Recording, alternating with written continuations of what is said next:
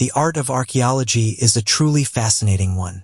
The study of ancient civilizations and cultures that came before us is one to respect, for it can reveal so much about us as a species. Much of our history is shrouded in mystery, so it's only natural that we seek to expose the secrets of our ancestors, to find out everything we can about them, what they believed in, their cultures, techniques, and structures.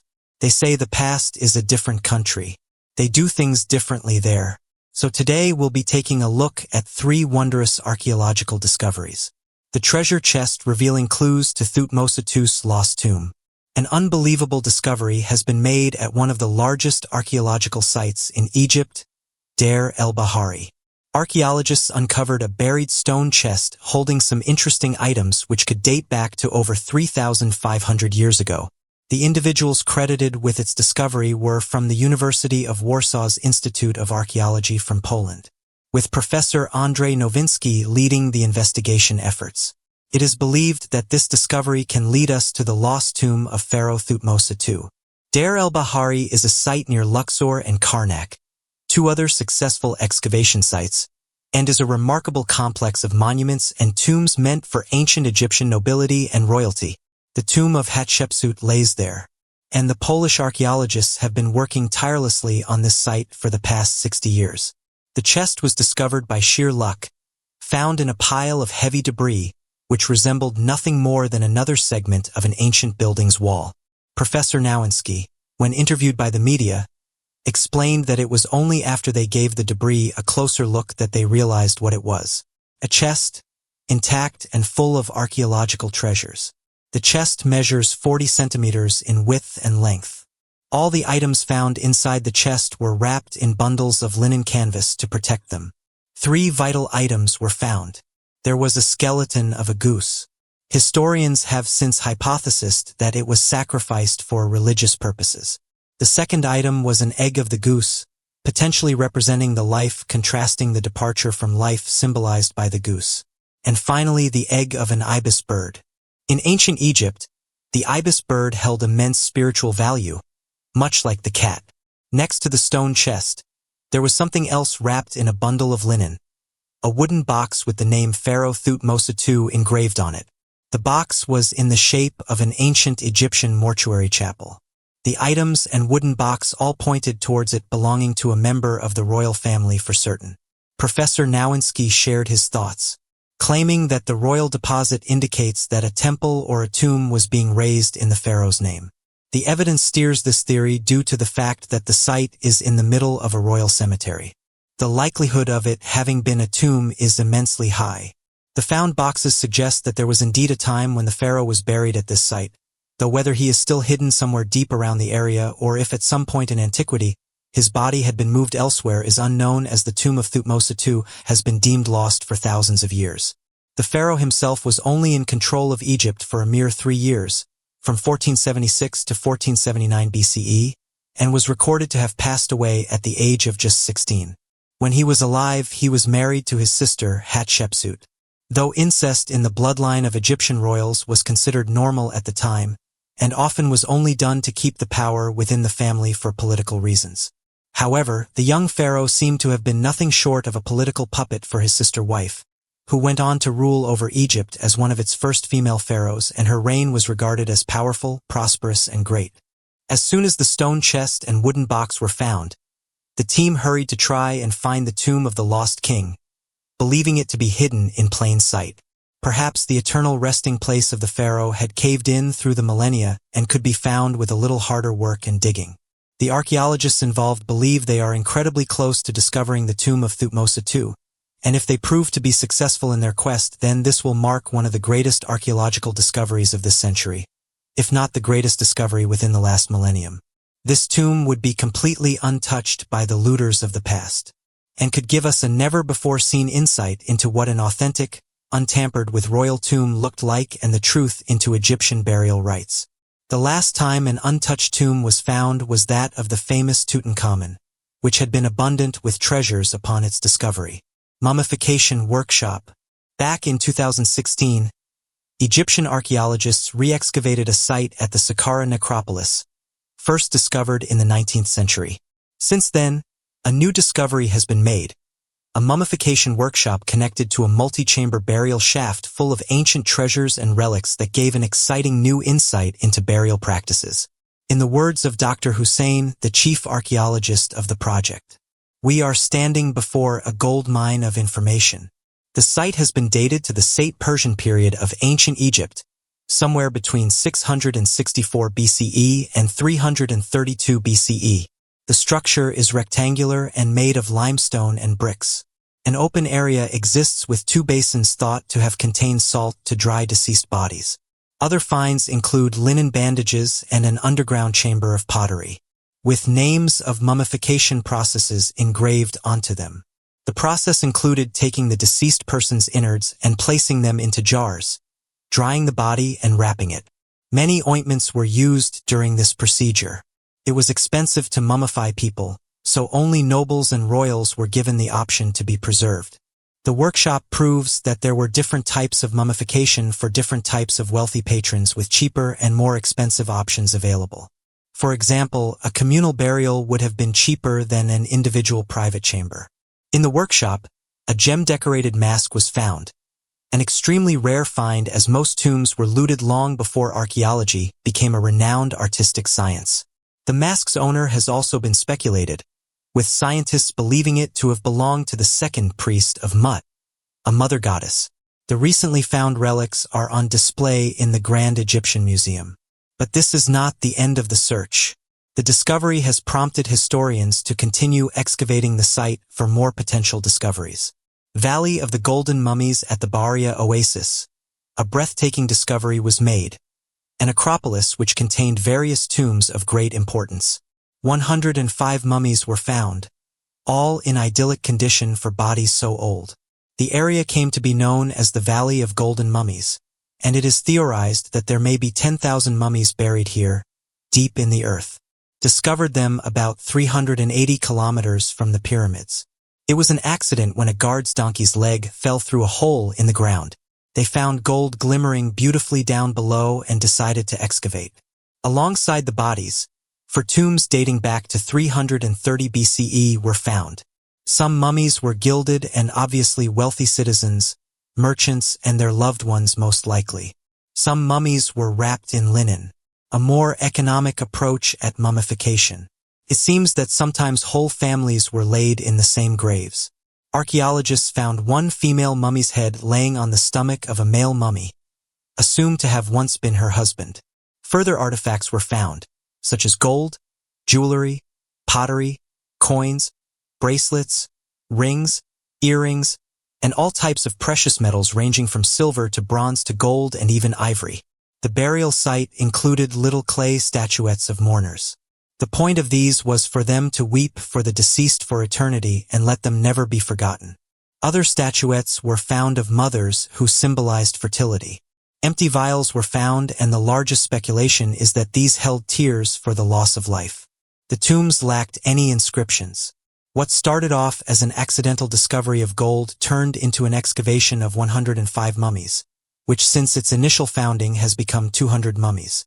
This has revealed an incredible amount about Romanist mummification during this period, and the culture of the ancient Roman-influenced Egyptians.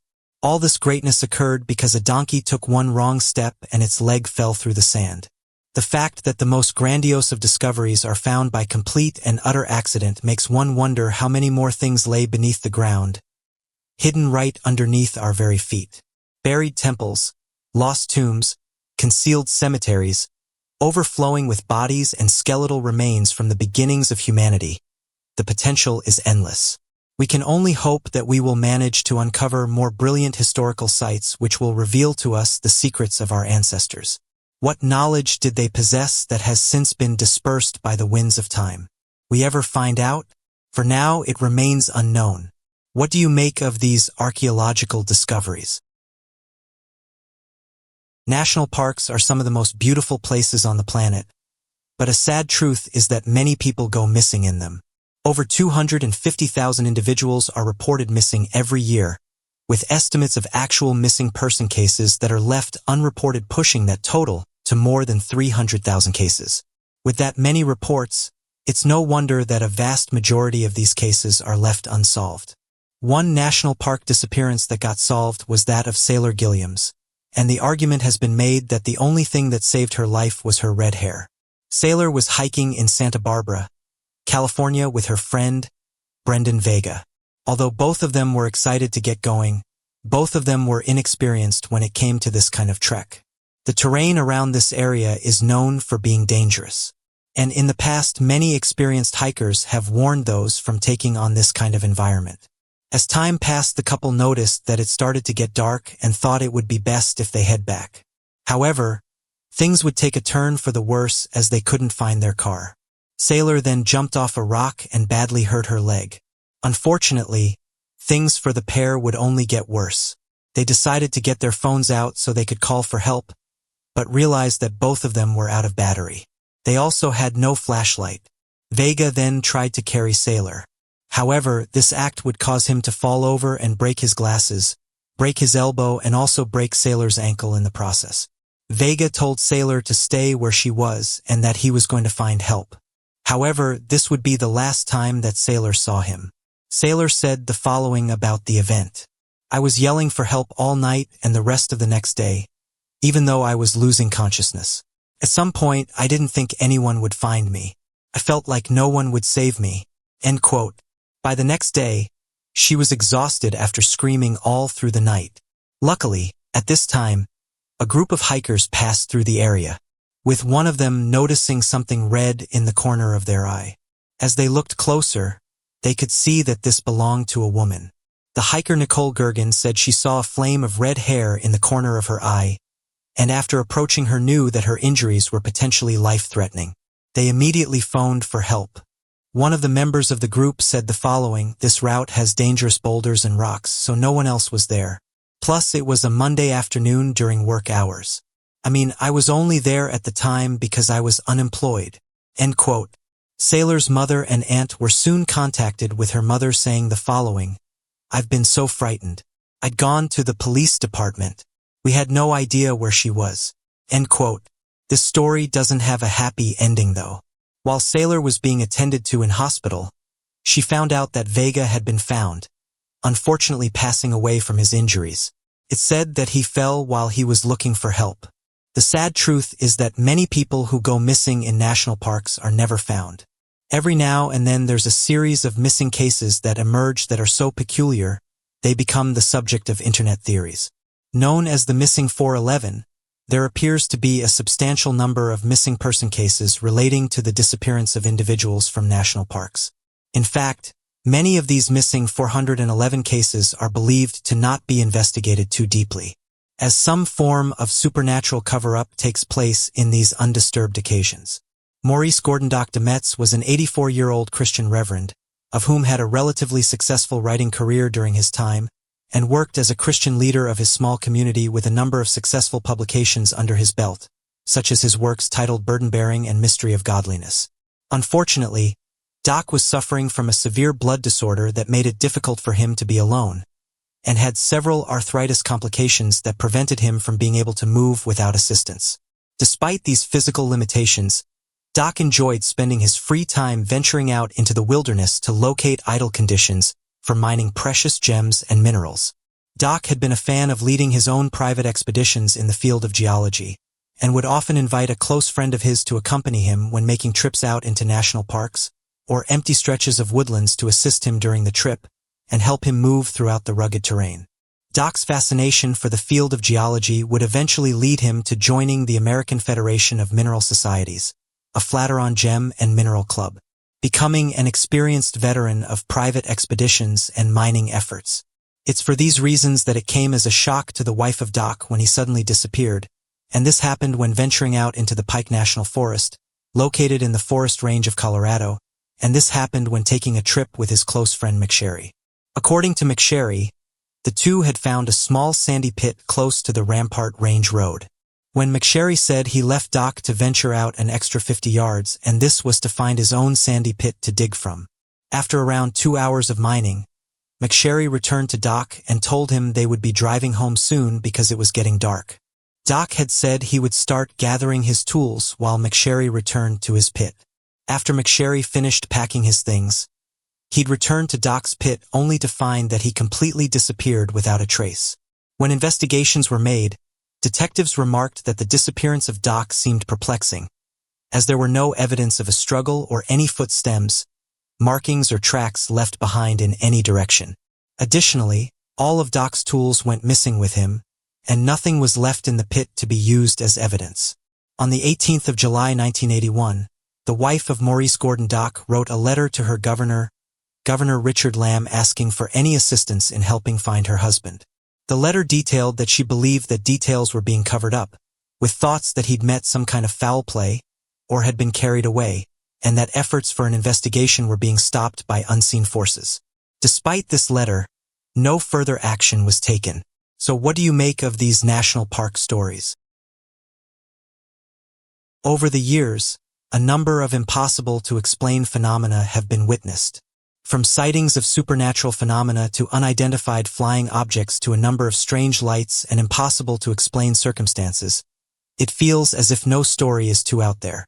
Recently, various people in China have said that strange things are being sighted in the sky. Some photographs that sparked interest were captured by a dashcam. The images showed what appeared to be large crafts hovering in the sky, with the object being so big that people even stopped in the middle of the road to get a better look. Many quickly took out their phones so they could take images of the unidentified craft, saying that it was able to hover motionless in the sky. Passengers can be seen pointing at the UFO, with some eyewitnesses coming forward after the event and saying that people were saying it was a UFO. News stations caught wind of the event and even covered it, saying that whatever this object was caused everyone to leave their cars and look up. Allegedly, some of the eyewitnesses who were in the region during the time of the sighting said that this craft was seen across various cities, and that before it's photographed here, many residents reported seeing strange lights during the night. After this UFO was photographed, many speculated that this craft may have been. There's some, though, who have said there's a theme with many of these sightings, with skeptics saying that the majority of these images are blurry, and that you can't make out what the object is. Another person went on to say the following: "Nothing to see here. This is most likely a Chinese lantern or a police drone." End quote. With another person saying the following: "It's always amazed me how these images of UFOs are always so blurry. Why is it that with all the tech we have nowadays, we can't capture a clear photograph of a UFO?" End quote. Many people have hit back these comments, though, with one user saying the following: "The whole argument around why there's not clear photographs of UFOs is a frustrating one. Take your iPhone camera, for example, and put it on maximum zoom and see what happens. It immediately goes fuzzy. Then try and take a photograph of something in the distance. Now imagine you're in a car whilst this is happening. It's near impossible to get a clear photograph of anything under these circumstances." One of the things that many people don't seem to mention is that while camera quality in everyday phones has massively increased, they're only really good for up-close photographs. Anything that's over 5 meters away starts to get blurry. Also, the majority of people aren't expecting to see UFOs, so the whole encounter is rushed. People are normally doing everyday things and don't expect to see a UFO, so when it happens they just pull out their phones and try to take the best photo as possible. It's not like people can walk around 24/7 with a tripod and a HD camera waiting for UFOs. End quote. It seems the interest in UFOs have only increased in recent years. Various photographs and videos have made their way into the mainstream media, with government officials even coming forward and saying that they're investigating these graphs, and that some of them are in fact genuine. This has caused people to look into the subject with a more open mind. Interestingly, there's not many places where these unidentified flying objects haven't been recorded, and one place that's had its fair share of UFO reports is that of China. When UFOs are reported in China, however, it doesn't have much of an impact. It's usually debunked straight away and people seem to forget about it. A large amount of these crafts have been photographed from this region, and it seems that it's only when they reach social media that they have an impact, with people then asking what they are and where they came from. This is what happened back in 2018, when many residents noticed what appeared to be strange glowing lights in the sky above Beijing. Multiple residents saw this cross and started to snap photographs. One eyewitness described the lights as looking like a cone, and that every so often it would give off bright colors. Others said that the lights would suddenly appear in the sky before mysteriously vanishing. Even though the strange event was witnessed by many people in the region, an explanation was not given for what was seen that night. One researcher, Eugene, reported that the object was high in the sky at the time it was seen, and that it definitely wasn't a satellite or any other man-made object. It's important to note as well that there were no rocket launches in the area at the time of the reports, leaving some to say that the only explanation that can be given is that this was in fact a genuine unidentified flying object. As of today, Chinese state media has given no official explanation about the strange-looking objects. It's also interesting to note that the area in which the objects were seen is highly restricted, so it's unlikely to have been a man-made aircraft. Others have also suggested that the object in question could have been the military testing out some new tanks. But as some have pointed out, it's unlikely they would have done this over such a crowded space. Interestingly, similar-looking objects have been seen in various countries across the world, causing some to put forward the idea that these objects don't belong to us. UFO researchers who live in China also say that many sightings get censored and doesn't end up reaching the masses, saying that there's a lot of UFO sightings that the general public doesn't know about. Non-believers have said the cause of the lights could be down to atmospheric conditions, suggesting that it could be similar to ball lightning or earthquake lights. Another idea was that it could have been a resident using something like a drone. However, this doesn't explain how the lights vanished and then reappeared. As of today, what was seen that night remains a mystery. So what do you make of these interesting photographs? Aside from viewers of a particularly scary film with an instantly recognizable score, sharks have managed to capture the public's attention for as long as they've been swimming in our oceans. But did you know that we're still discovering more and more about sharks each day? Scientists are continually baffled at what mysteries and discoveries can be found out about the group of elasma branch fish. So today we'll be taking a look at 3 shark mysteries. And did great white sharks drive megalodon to extinction? If you're a fan of ancient or even mythological creatures, you've probably heard the name megalodon thrown around here and there. To those who do not know, megalodon is the name of an extinct shark species that lived on Earth somewhere between 23 to 6 million years ago. The megalodon is renowned for its massive size. Believe it or not, the Otodus megalodon is believed to have reached lengths of up to 50 feet long. Although the megalodon wasn't the only giant shark to swim in the Earth's early oceans, it was by far the largest we have discovered. Josh Davis, writing for the Natural History Museum in London, UK, states, megalodon's jaws could open wide enough to swallow 2 adults standing side by side. The reason we are aware of the megalodon's amazing size is because of the comprehensive fossil record. According to fossil evidence, the megalodon was an apex predator millions of years in the past, with most scientists believing that the monster went extinct roughly 2.6 million years ago. However, a new study has a different idea on the murky monster's mysterious demise. In a paper published, scientists proposed that the extinction date could extend another million years than originally thought. After examining the same data that had been used to date the extinction date originally, the researchers noticed faults in the findings. For instance, the fossils had imprecise dates, older dating methods, or had simply just been misidentified. Robert Bosanica, a paleontologist at the College of Charleston in South Carolina, worked on the new study. He stated, after making extensive adjustments to this worldwide sample, and statistically we found that the extinction of the megalodon must have happened at least 1 million years earlier than previously determined. Surprisingly, the decline of the megalodon seems to happen at the exact same time the great white shark species began to thrive. According to a write-up in National Geographic, scientists had believed that the megalodon's extinction was associated with some sort of extinction event at the end of the Pliocene period, one example being a supernova that flung hazardous radioactive material across the planet. However, this new research shows that there were no significant changes or changes that were widespread enough to leave an impact on the megalodon population. That is, except for the rise of the great white shark in Earth's waters. Great whites, while not as big as megalodon, are an apex predator in today's marine environment. Despite their smaller size, great whites may have been able to tackle younger megalodons or those in adolescence. Scientists also believe that other changes to the planet's oceans could have given the great white the slight advantage over the megalodon species, causing the species to eventually fade out. Megalodons primarily aid small whales, but ever-decreasing populations meant fewer sources of food. Regardless of what truly happened, it's an amazing fact that great white sharks have managed to survive from the decline of the megalodon. Until the modern day, where have South Africa's great whites gone? False Bay and Gowns Bay are two bodies of water off the coast of South Africa that are hotspots for great white shark activity. However, in recent years, the sightings have all but vanished. Scientists quickly grew concerned at the sudden disappearance of the water's regular inhabitants, and research quickly began to determine the source. According to the publication Munga Bay, white sharks were a very common sight in False Bay, just one of the two bodies of water of interest. From a write-up, Shark Spotters reports that between the years 2010 and 2016, there were an average of 205 sightings a year.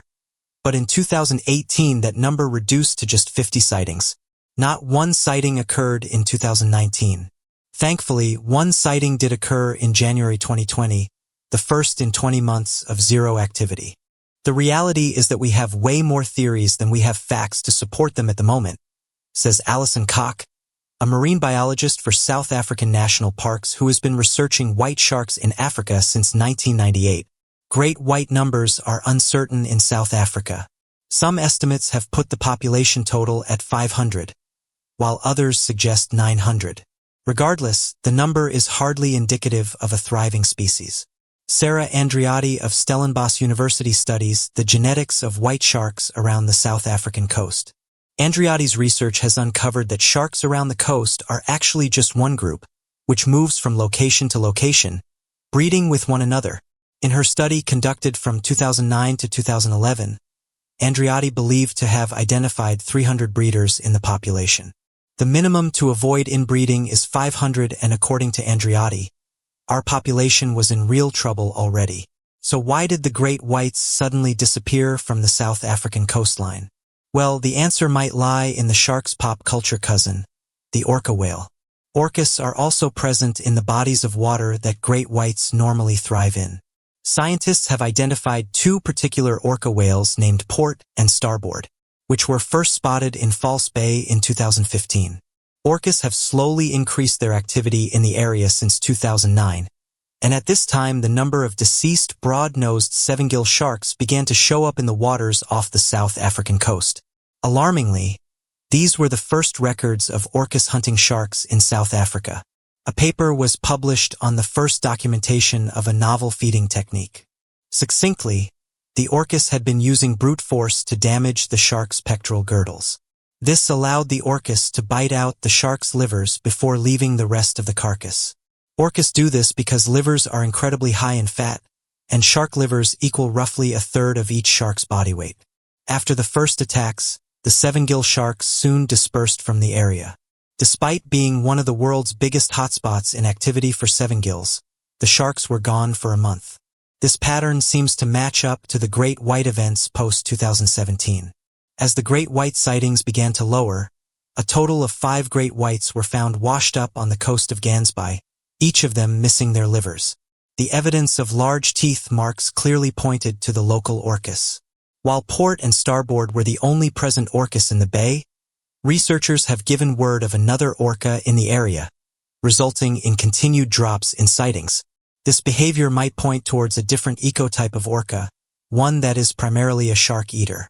Reasons for this behavioral adaptation could stem from water temperature change due to climate change as well as overfishing. Sharks discovered inside underwater volcano in 2015.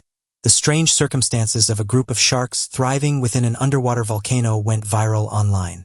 Researching the most active volcano on Earth, scientists were shocked to find a group of sharks living in the inhospitable depths. Due to the deadly conditions, specialized tech equipment with cameras were sent down to gather information on the sweltering sharks. National Geographic explorer and ocean engineer Brennan Phillips expressed, "This is a remarkable nature of discovery." He stated, "There are a number of reasons why there shouldn't be anything living in there except maybe bacteria. Number 1, it's very hot and acidic. And number 2, it's very turbid. So the water is very cloudy. None of these things are good for fish. Whether they're good for sharks, that's up for debate. Yet we saw sharks that, in between eruptions, are darting in and out between the clouds of the plume. So that's a lingering question mark. But what do you make of these remarkable mysteries and discoveries? How much do we really know about space? This magnitude has allowed many aspects to go unknown since humans first left Earth and experienced life outside our planet. Astronauts have ventured where very few have been, but some of them have come out and spoke about some of the interesting things they witnessed while in space. Now it's important to note that NASA has said they've never seen or captured a UFO, and that every UFO witnessed in space can be explained as space debris or camera anomalies. But it seems that some astronauts would disagree with this statement, as some have come forward in detail at their strange encounters that led them to believe that something more mysterious was going on. One of these individuals that came forward, even though he was advised not to, was that of Edgar Mitchell. Edgar Mitchell was the sixth person to walk on the moon's surface. He piloted the Apollo 14 lunar module, the first Apollo mission attempting to carry out scientific experiments on the moon. The crew spent 9 hours working in the Fremont Highlands region. Despite being one of the lucky few to have experienced the wonders of spaceflight, Mitchell may be known more prominently among the space community due to his outspoken theories on UFOs and alien life. Mitchell grew up in America among the space rays. A mere teenager when the suspected Roswell UFO crash occurred in 1947, Mitchell himself did not live far from the site of the infamous crash. He went on to say the following about Roswell. "The truth about it is that it's real. I was there when the Roswell incident took place. I was on my way to college and just graduated high school. One day it was in the Roswell Daily Record, which was a newspaper in Roswell, about an alien spacecraft that had crashed, and the next day that it had been denied by the Air Force, saying that it was a weather balloon. Many years later, after I'd been to the moon and came back, I went to Roswell to give lectures, talks, and meet people I knew since I was a kid. Many of the people I knew, along with descendants of the people who've been involved in the Roswell crash, told me their stories." He claimed to have talked with the son of an undertaker who said his father provided small coffins to the military and was told not to tell anyone about it. He pursued a military career, joining the U.S. Navy as a pilot in 1948 and was selected by NASA in 1966 to become an astronaut. However, it was towards the end of Mitchell's career, and after his retirement, that he became the focus of discussion about the potentially paranormal events that occurred out in space, and those that he himself had experienced. It was during the Apollo 14 mission, unbeknownst to the world, that things began to get a little weird with Edgar Mitchell. After experiencing what he described as a spirit above the Creator, Mitchell became ever more interested in the paranormal phenomenon and consciousness. He began to conduct ESP experiments, experimenting with psychic abilities such as telepathy on board the Apollo 14 module. Chillingly, Mitchell's experience did seem to have an effect on him. He and a group of psychics later alleged that he shared mental communications whilst he was in orbit. He later founded the Institute of Noetic Sciences, which continued the experiments he had been conducting in private and in space. During his lifetime, Mitchell consistently testified to the existence of UFOs. In 1966, in an interview on the American TV program Dateline, Mitchell stated that UFO contact is very strong, and that the U.S. government was covering up alien visits in UFO crashes. The subject of UFOs in space isn't slowing down either. In fact, there's many that believe these unidentified flying objects can be seen when looking at the International Space Station. The International Space Station is a large spacecraft that can be found in orbit around our planet. Over the years, astronauts have called this place home. It also serves as a science laboratory where various experiments are being carried out. The station was the work of various countries, and since being placed in space, many nations have sent their astronauts to stay on board, and incredibly many parts of it were assembled in space by the astronauts themselves.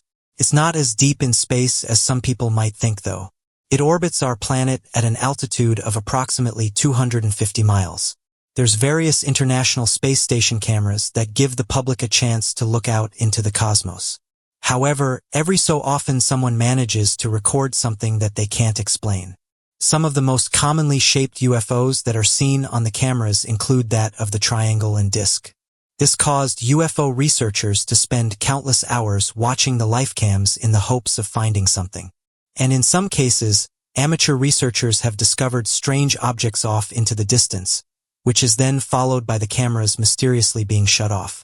Going back, a top official of a secret government program whose task it was to investigate UFO sightings came forward with some bold claims. They told several media outlets that extraterrestrial life may exist. They further said that millions of dollars has been put into the research of exotic technologies affiliated with unidentified air phenomena. These headlines caught the attention of many around the world. As for many years, people have been coming forward with their encounters with mysterious lights in the sky. Some have said if you're going to believe any reports of UFOs, you might as well trust those coming from the men who've actually been to space. The list of those who have made claims of sightings includes Edgar Mitchell, as we just mentioned, Katie Coleman, and Dr. Brian O'Leary. Buzz Aldrin has also spoke of his own experience while on board the Apollo 11, when they saw something flying alongside them. At first they thought it was the final stage of the detached rocket until Mission Control confirmed it was 6,000 miles away from them. Former NASA astronaut Dr. Brian O'Leary said the following: "There is abundant evidence that we're being contacted, that civilizations have been visiting us for a very long time, that their appearance is bizarre from any kind of traditional materialistic Western point of view, that these visitors use the technology of consciousness, they use toroids, they use co-rotating magnetic disks for their propulsion systems." This seemed to be a common denominator of the UFO phenomenon. So what do you make of these interesting claims? Your world is a large and complex place, which makes it almost understandable why sometimes people seem to get lost. So today we'll be taking a look at 3 mysterious disappearances. The Tromp family. It is a commonly held belief that if a missing person, or in this case missing people, are found, then explanations about where they went and what happened while they were gone will ultimately follow. This, however, was not the case with the Tromps, a family of 5 who went missing during a technology-free road trip and turned up at their farm one by one after a week-long journey. It would have been strange to say before this, but a normal, hard-working household. The 5 lived in Australia.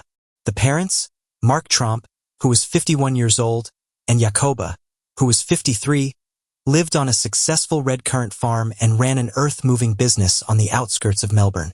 The 2 parents and their 3 adult children left without a warning. Rihanna, 29, Mitchell, 25, and Ella, 22, all accompanied their parents on the sudden road trip, leaving behind their phones, passports, and cash at home, except for Mitchell, who brought his phone along. Their parents seemed to have been feeling afraid and paranoid, believing that someone was out to attack them. Because of this, within an hour of driving off, Mitchell was forced to throw his phone out of the window, leaving the family digitally disconnected from the rest of the world. What happened next was almost stranger.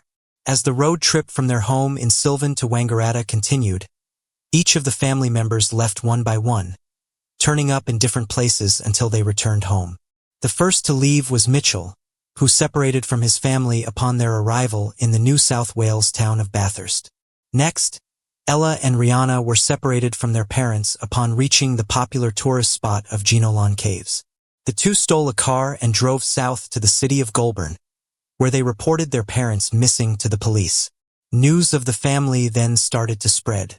Many people wondered how the seemingly normal family could have ended up so scattered and lost during a 1-week excursion in a country that they should have been quite familiar with. The 2 sisters separated thereafter, with Ella saying she wanted to return home to feed the horses. She was the first of the family to be located back at their house. Rihanna, on the other hand, climbed into the back of a utility vehicle in Goulburn. She was not found until about an hour later by the male driver, who reported that she was in what appeared to be a mentally unstable catatonic state.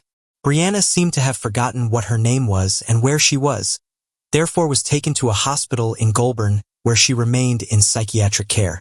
Due to her mental health issues, she was not charged for stealing the car, but Ella, who seemed to be of a fine mental state, was. The last 2 to be parted and lost were the 3 children's parents, Jacoba and Mark. The 2 were separated in the town of Wangaratta when Jacoba left to travel north again, until she was found in Yass wandering around in a very agitated state. It seemed she was mentally unwell and Jacoba was taken to a hospital there, until she was later moved to be with her daughter Rihanna in the Goulburn Hospital for mental health treatment. The last of the family was Mark, who stayed in Wangaratta. He partook in a number of strange activities, such as tailgating a young couple and later abandoning and fleeing his daughter's Persia, with which the family had started their strange journey. 6 days after the road trip initially began, Mark Tromp was found on a roadside near the Wangaratta airport. He was questioned by the police and assessed by a mental health officer before being released to his brother, who was also a policeman. About a month later, he and the rest of his family seemed to have mostly recovered. There was still mystery surrounding the sudden road trip and the family's separations. None of the members of the Tromp family, including Mitchell and Ella, who were deemed mentally fit, could really explain what had happened. There remain many speculations today, from medication to a collective delusion referred to as a folie à deux, that might have led the family to believe without evidence that they were in danger and needed to escape. The real reason remains a mystery: the disappearance of Erin Marie Gilbert. Unfortunately, not all who get lost are found. This was the case with Erin Marie Gilbert, a 24-year-old girl who disappeared after leaving a first date on July 1, 1995. Erin, who would now be about 49 years old, was 5 feet 5 inches, 145 pounds, with brown hair and hazel eyes. It was her sister Stephanie who first reported that Erin had gone missing after a night out on what was supposed to be a date at the Girdwood Forest Fair. Erin had moved from San Francisco, where she lived with her father, to Alaska, where she stayed with her sister Stephanie and her husband and 2 children. By the time that she went missing, she had been living with them for about a year. The night of Erin Marie Gilbert's disappearance, she was picked up by a young man by the name of David Combs, a man whom she'd met at a bar just a few nights before. When he came to pick her up, he was wearing sunglasses, a detail that Stephanie later recalled when speaking to officers and reporters. Before the two of them left, Stephanie's older son, who was 4 years old, suggested that his Aunt Erin take a cell phone with her. However, Erin decided not to and left with David Combs. Erin and her date drove an hour to the Girdwood Forest Fair. Witnesses recalled seeing them at a beer garden until around 6 p.m. when they left together. David Combs, who was later interrogated about Erin's disappearance, told the rest of the story, that when the two walked to his car, it turned out that it was not starting. He left Erin with the car, telling her he would walk to a friend's house to find help. After 2 hours of walking, however, he did not find the house and returned to his car alone with Erin gone. David Combs told authorities that he thought she had just gone back to the fair. When he tried the car this time, it worked, and he then decided to go back and search for Erin until around 1 a.m. However, he did not call Stephanie about it until 7 a.m., which was odd. Although Stephanie said that she would not have heard if Erin had come home at all due to the nature of the house, she checked her bedroom and found there was no evidence of her having returned. Police and investigators continued to search for her, as did the family. They went back to the fair to search for her, but nothing was found. Now, over 2 decades later, there is still no new information regarding Erin Marie Gilbert's disappearance. Although the family is no longer convinced that she may still be alive, they are still searching for answers. Jacobo Grinberg. The last case we'll be talking about is that of Jacobo Grinberg, a Mexican neurophysiologist and psychologist who went missing in December 1994. Dr. Jacobo Grinberg was an academic interested in shamanism, meditation, astrology, and telepathy, among other subjects. He wrote over 50 books on various topics. He was most interested in the relationship between what appeared to be spirituality and science, researching about how the scientific method could be used for telepathy. This work was often rejected by his colleagues, as it edged too close to magic to have anything to do with science. He was a spiritual man who was determined to connect these beliefs with science, studying brain waves and experimenting with connections between mysticism and neurophysiology. On December 8, 1994, Dr. Grinberg went missing. He had a birthday party planned for the 12th that he did not show up to. But this was not odd to his family because he had a habit of disappearing without contact for days at a time. Many theories and conspiracies have circulated about where he went and why he left, and indeed how he disappeared. There was only one that was debunked without a doubt. His family did not believe it was possible for him to have voluntarily abandoned both his work and his daughter.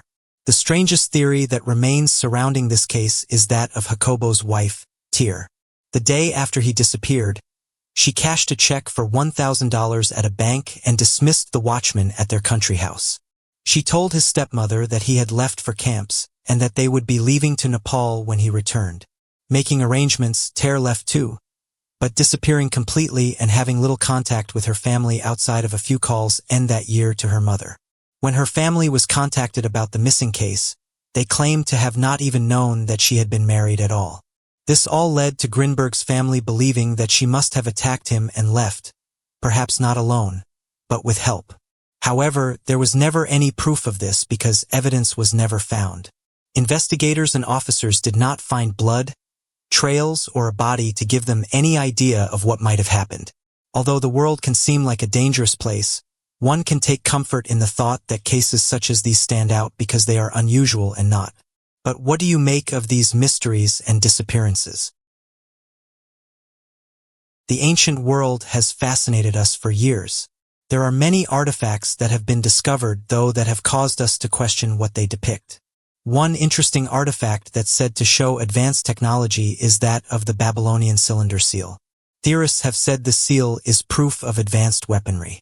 It's important to note that skeptics and scientists have said this isn't what it depicts. But amateur researchers have said we can learn a lot about the past by looking at ancient eggs. Those who have seen the seals have said it looks like a nuclear bomb and an explosion. Some have used examples like this to prove that ancient humans had advanced technology. As with the majority of these findings, they're up for debate. Believers have said the seal is similar to the ones found in Egypt. They allegedly show Egyptians using advanced technology. One user said the following: going back thousands of years ago, the only way humans could detail the past was in writings. Perhaps we shouldn't take everything so literal, but this still does look like a bomb going off. It doesn't mean that's what's happening here, but it does certainly make for an interesting conversation. Across many civilizations, we see similar-looking depictions, and you can't help but wonder what they were trying to detail. End quote.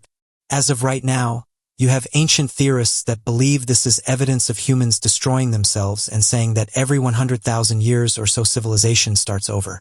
Further saying that we've been looking at our ancient history wrong, and one of the reasons why ancient humans were able to achieve what they did is because they had the tank. Skeptics, though, say this isn't what's been depicted and say that ancient theorists always take things too literal. One interesting civilization that's been at the center of many mysteries is that of the Sumerians. The ancient Sumerian civilization is regarded as perhaps one of the oldest civilizations of humanity, and could forever have been among one of the first. Despite their significance in history of civilization, not much is known about their civilizations and cultures in the modern day, with many of their artifacts and their ancient cities completely lost to time. Many of the oldest recovered documents and tablets in the world come from the ancient Sumerian accounts, which makes it not at all surprising that so many witness accounts exist from this time. They go into vast detail of the mythologies and religion of the ancient Sumerians, one most notable encounter in the modern day being their self-proclaimed encounter with the gods of their times.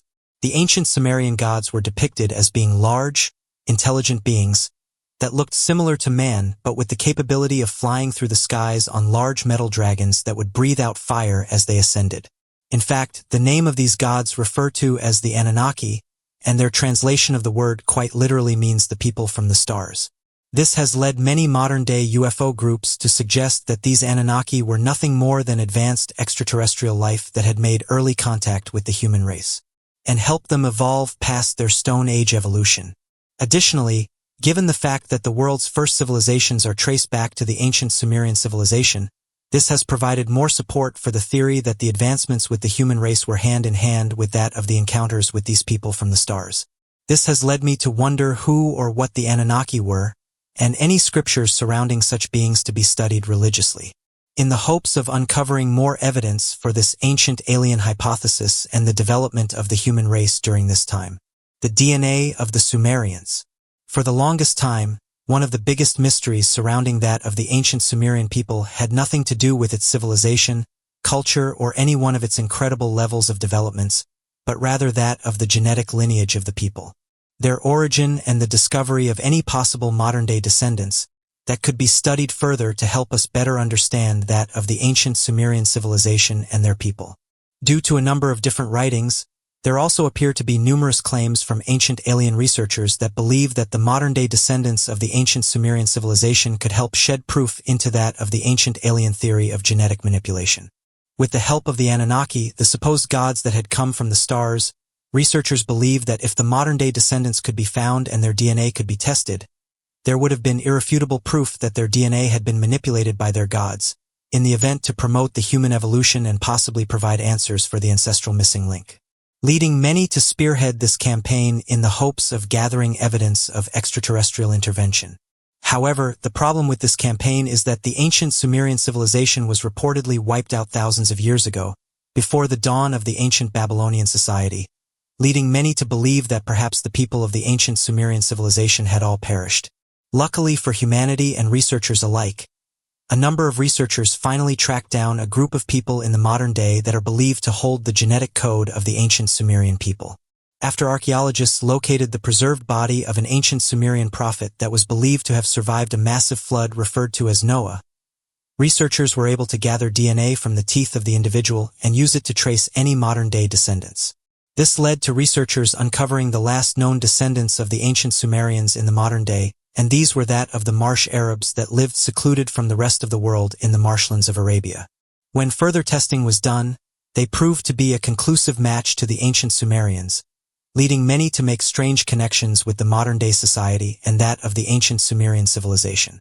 The most peculiar comparison was that the ancient Sumerians held the belief that the world had been destroyed by a massive flood, and that their people came from a family that had survived the catastrophe and had mastered the ability to live on the seas.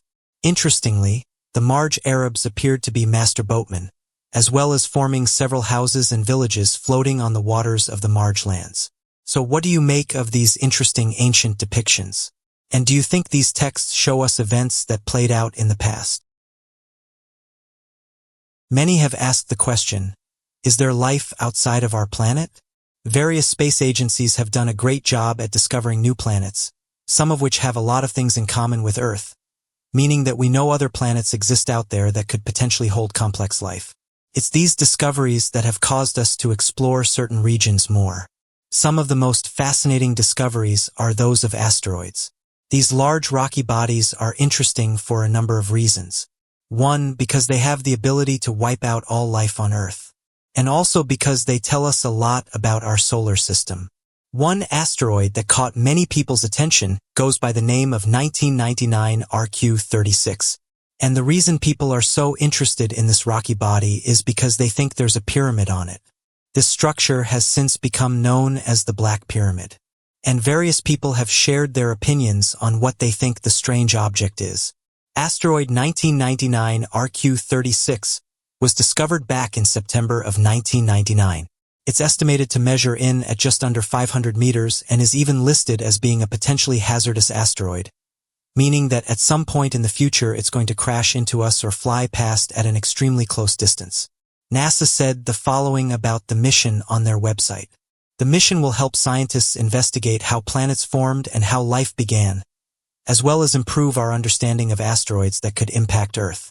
NASA detects, tracks, and characterizes asteroids and comets passing close to Earth using both ground and space-based telescopes. The Near-Earth Object Observations Program at NASA's Jet Propulsion Laboratory in Pasadena, California, commonly called SpaceGuard, discovers these objects, characterizes some of them, and plots their orbits to determine if any could be potentially hazardous to our planet. JPL manages the Near-Earth Object Office for NASA's science mission in Washington. End quote. So what do NASA make of this strange-looking pyramid that can be seen on the edge of this asteroid? As of right now, they haven't commented on the images. Something interesting to note, though, is that the images that show the pyramid were not taken by NASA but rather were sent back from the Indian Space Research Organization. This has caused some to say that NASA edited their images in order to not show the pyramid, and that the reason they sent a mission to this asteroid was in order to investigate the pyramid. One UFO researcher said the following, "We know that NASA has been editing their photographs for years. But I think this is one of the most interesting discoveries that's ever been made on an asteroid. It seems to me like they edited this image so you could no longer see the pyramid, and sent a mission there in order to go and investigate it. They made up the excuse that they wanted to get samples from the terrain of the asteroid, when all along they wanted to investigate this strange structure. It makes you wonder if they've been doing this with other solar bodies." End quote. Others went on to note that it's strange how NASA's and the Indian Space Research Organization's photographs don't match up, saying that either one of them is lying, Others have put forward more of their theories, saying that this is proof that advanced life exists within the universe, but others have gone down a different route. Although they noted that the object does look a little strange, it doesn't mean that it's proof of pyramids or advanced life. They have said the object in question could be a shadow or even a case of pareidolia. One UFO researcher even said they tried to reach out to the Indian Space Organization, asking them what their thoughts were on the strange object. However, they said they never got a reply back. As of right now, not much information can be found about the strange object. And with NASA refusing to comment, it's only caused more of their theories to be put forward. NASA have said there's various places of interest, and that we don't have to travel far to find possible life. As scientists and researchers have said that other complex life forms could actually be within our very own solar system. One place that's of particular interest is that of Jupiter's moon Europa. Due to this moon being of high interest, space agencies have said they want to send rovers to the planet. And this is for the sole purpose of finding out if there's life in its vast ocean. Known as the Europa Land Mission, NASA scientists theorize that the most likely candidate for life to be found in our solar system is expected to be within the icy surface of Europa, due to its expectation of the moon holding vast amounts of water beneath the frozen surface. Data surrounding Europa believes the moon holds a vast salty ocean of water, similar to our oceans on Earth. This giant ocean is said to span the moon's entire globe. Additionally, due to the frozen surface, scientists expect the conditions of the water to be favorable, as the ice surface acts as a natural atmospheric barrier against radiation, similar to our electromagnetic field, giving life desirable conditions to flourish without its deep oceans. NASA plans on sending a rover to the moon in an attempt to penetrate the surface and collect samples more than 4 inches deep to better understand the complex chemistry of materials from the ocean below. Efforts are already being made by NASA engineers to design a rover similar to the Martian rovers that will carry miniature laboratories within the lander to analyze samples, but with the addition of an onboard chemical analysis lab that would be able to hold microscopic cameras for the analyzation of bacterial and microbial life. Although the project is still in its conceptual stages, it holds high promise in the search of extraterrestrial life and seems to be of growing priority in the coming years. Interestingly, this isn't just fantasy either. A British scientist has come forward and said it's almost a certainty that Jupiter's moon Europa is home to alien life, but they noted that these creatures could look similar to the octopus that we have on Earth. So what do you make of these interesting images? Do you think they show a pyramid-like structure? Or do you think this is just a case of pareidolia, where people have seen something that isn't actually there? Every year strange things fall from the sky. The majority of the time these easily get explained. However, there's been various stories of strange objects falling to the ground and then quickly being covered up. This has only caused a variety of different theories to be put forward in order to explain what happened. One interesting event happened in Russia in which a strange object was seen by residents making contacts with the ground. Residents close to Chelyabinsk, where the object was seen hitting the ground, have said that meteors have often been seen in this region, but went on to say that this event was different. After the initial crash, various blacktail helicopters could be seen flying around the region, while blacktail trucks arrived with people dressed in black suits. The locals who witnessed the event said they've never seen anything like it before, and that this isn't normally seen when a random meteorite hits the ground. A few days after the event, photographs were published online. Various people said that days before the object made contact with the ground, they saw mysterious lights in the region and said that the area was flooded with black helicopters, almost as if they were tracking and following the strange lines. One person noted that the lights in question looked like they were searching the area, and this caused some to say that the lights may have actually belonged to the military and they were conducting tests in the area. However, other residents said the lights would quickly fly away when the helicopters would approach them. Others, though, went down a different route and suggested that the crash landing was actually a satellite and that officials were flown in to take a look and assess the damage. Others said that a spy satellite was shot down and that it may have belonged to the United States. As of right now, no one is sure about what the object was and why so many government officials were seen in the region during this time. If this was a satellite or a meteorite, this doesn't explain the unidentified flying objects that were witnessed several days prior to the crash. One person said the following about the event. This is an interesting case, and one that many UFO researchers don't know about. What I find interesting about this case is the UFO link. Those who live in the area have said that mysterious lights could be seen prior to the crash, and that some of these lights even appear to change shape. I spoke to one woman who said she was observing a pyramid-shaped craft and then it suddenly split off into 3 balls and then flew away. Many have reported seeing these strange balls of light that suddenly split off into smaller lines. I don't think we'll ever truly know what happened on that day. End quote. Theories are still being put forward for what happened. Though many reports of extraterrestrial craft have gone unreported in Russia, due to the tremendous amount of efforts made by the Soviet government of the past to dismiss and cover up extraterrestrial visitation, today it appears that the ex-Soviet country has become tremendously more transparent with its information regarding such sightings, as well as investigative measures. It has become apparent to ufologists and independent alien research groups, but there has been a steep incline in UFO sightings in the city of Sochi located in Russia that has puzzled researchers due to the sheer number of sightings referred to as the M Triangle. An area of remote mountainous regions east of Moscow has been the center of an uneasing amount of UFO graphs that have either been reported as touching down or hovering above the area. Not only does the Russian government deny any activity in the region, but supposed witness accounts claim that the bright balls of light can move at dramatic speeds and right angles that are seen as impossible maneuvers by modern-day aircrafts. These unexplained flashing lights have been reported as arriving in the region nearly every single night, with even some witnesses claiming to have come face to face with an extraterrestrial themselves.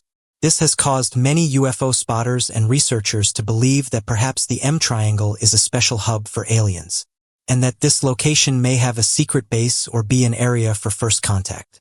Some of these lights have been observed by the locals traveling at extremely fast speeds, with them noting that they're faster than anything in the military. Eyewitnesses who live close to the region have said that seeing strange lights in the sky is a common occurrence, and in some cases these lights can be seen flying in and out of the nearby mountains. UFO researchers have said this is interesting, as for years UFOs have been seen close to mountainous regions, which in turn has caused them to put forward different theories as to why these crafts are interested in mountains. Whatever the case may be, it's becoming overwhelmingly obvious that something dramatic has changed in the region. The M Triangle is very similar to the Bridgewater Triangle, which is located in the United States. One mysterious location that's said to be home to mysterious ancient creatures is that of the Bridgewater Triangle. This location is similar to that of the Bermuda Triangle, in which it seems that strange anomalous properties focus their events to encompass an area spanning roughly 200 square miles. This encompasses the majority of southeastern Massachusetts. The land itself is determined via referencing specific boundaries, such as the towns of Abington, Rehoboth, and Freetown, that make up the 3 points of the triangle. This creates an air of land in between that seems to be a focused area of paranormal activity. These dense, forested areas seem to hold a variety of different unexplainable sightings, along with terrifying encounters with monsters and supernatural entities. Men and women have reportedly encountered numerous different types of Sasquatches in the area, seen large birds flying overhead that are commonly referred to as thunderbirds, along with being a place that has a high number of crow-tip raporns. To this day, there seems to be no real explanation as to the cause of the mass amount of sightings, disappearances, or the strange nature of the dense forested areas in the region. So what do you make of these interesting reports?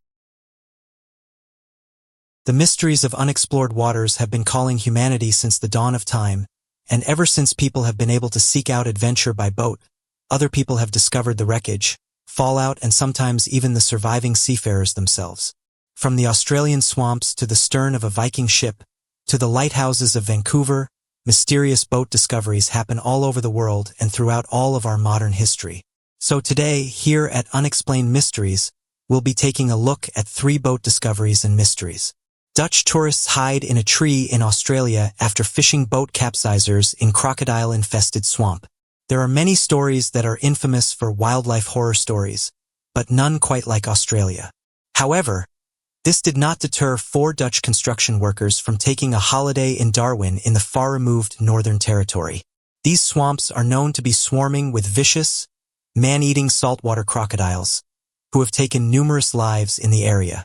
The Dutchmen were crab fishing in a small tin boat, only about 5.5 meters in size, when a strong monsoon wind suddenly hit them and their borrowed vessel capsized. While they were desperately trying to flip the aluminium boat upright, they began to attract the attention of the crocodiles. The 4 30-year-olds swam for their lives in the mangrove trees that are rooted in the swamp, scrambling up the tallest one in sight. It was there, caked in thick, dark mud and riddled with mosquito bites, though the men spent the next 22 hours in a deadlock with the beasts, who were surely waiting patiently below the surface. Clinging to the branches in terror, the night was long and restless. As morning came, the men were severely dehydrated and exhausted. But the tide dropped and the men decided to make an attempt at reaching the distress beacon in their upturned boat.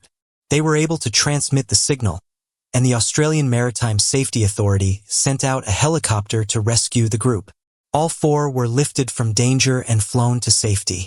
Experts agree that the men were lucky to have survived the ordeal.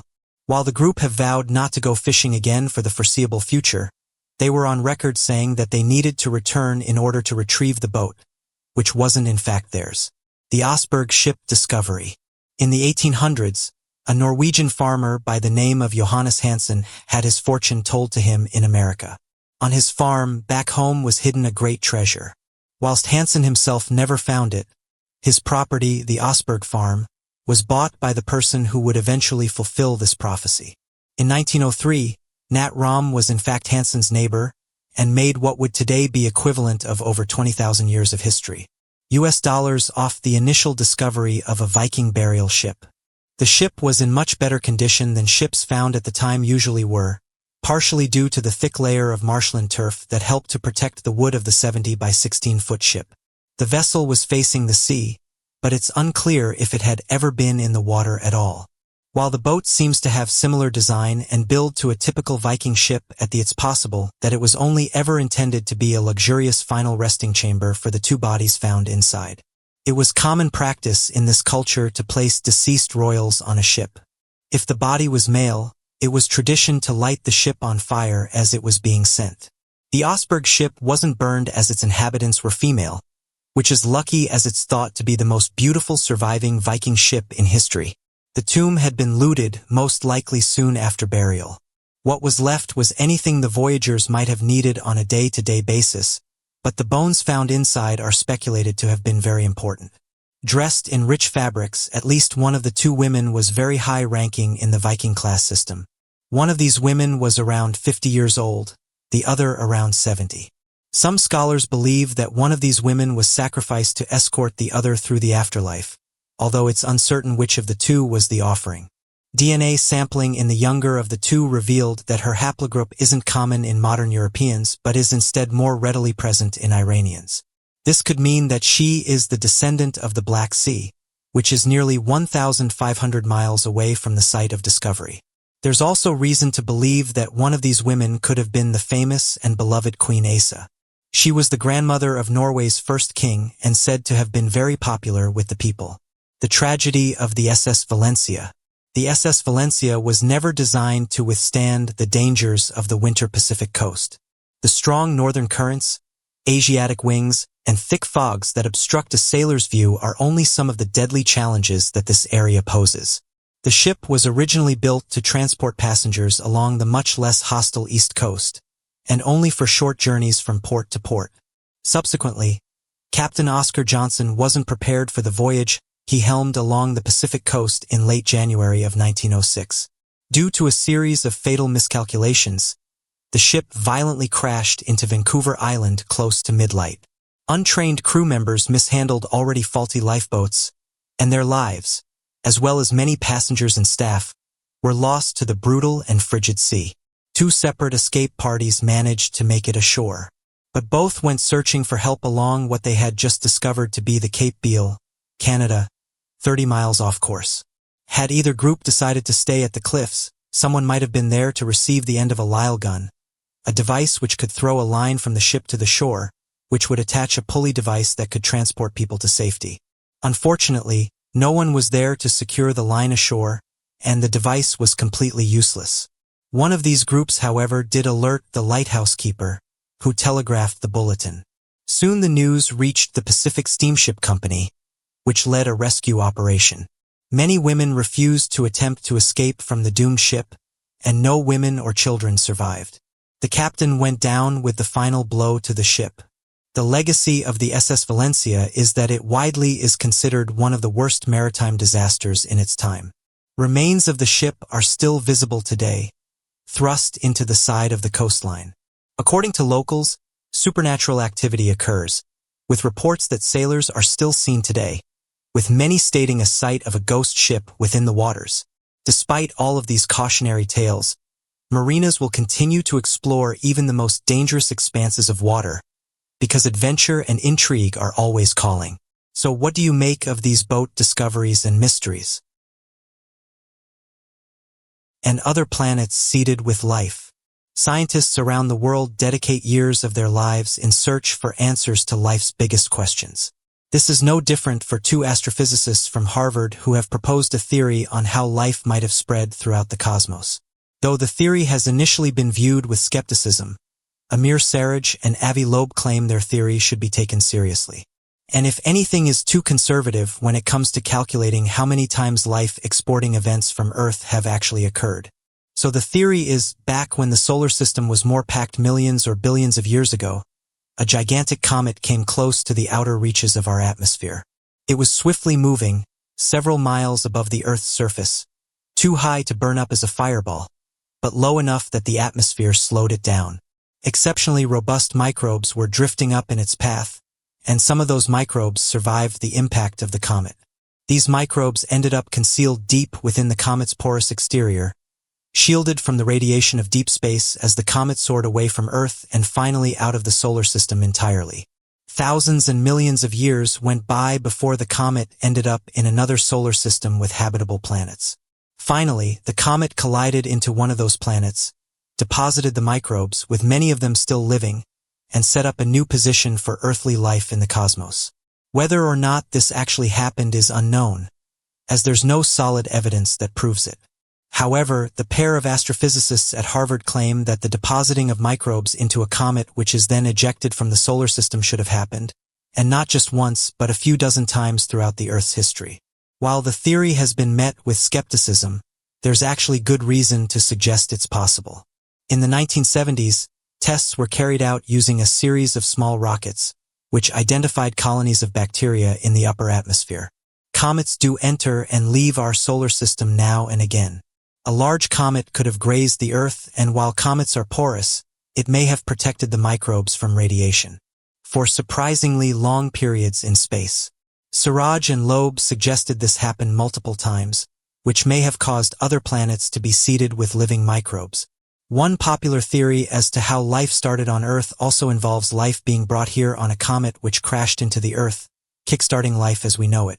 So our planet may have been seeded or may have caused others in turn to be seeded. The Candú event. Candú is a small village in the northwest of Spain with a population of just over 1,000 people. The village has few distinguishing characteristics that would separate it from most Spanish villages. However, events on January 18, 1994 brought Candú to the public spotlight. On that evening, witnesses claimed to see a fireball in the sky that lasted for almost 1 minute. The fireball was said to be the size of a full moon, and led many to assume it was some kind of meteor.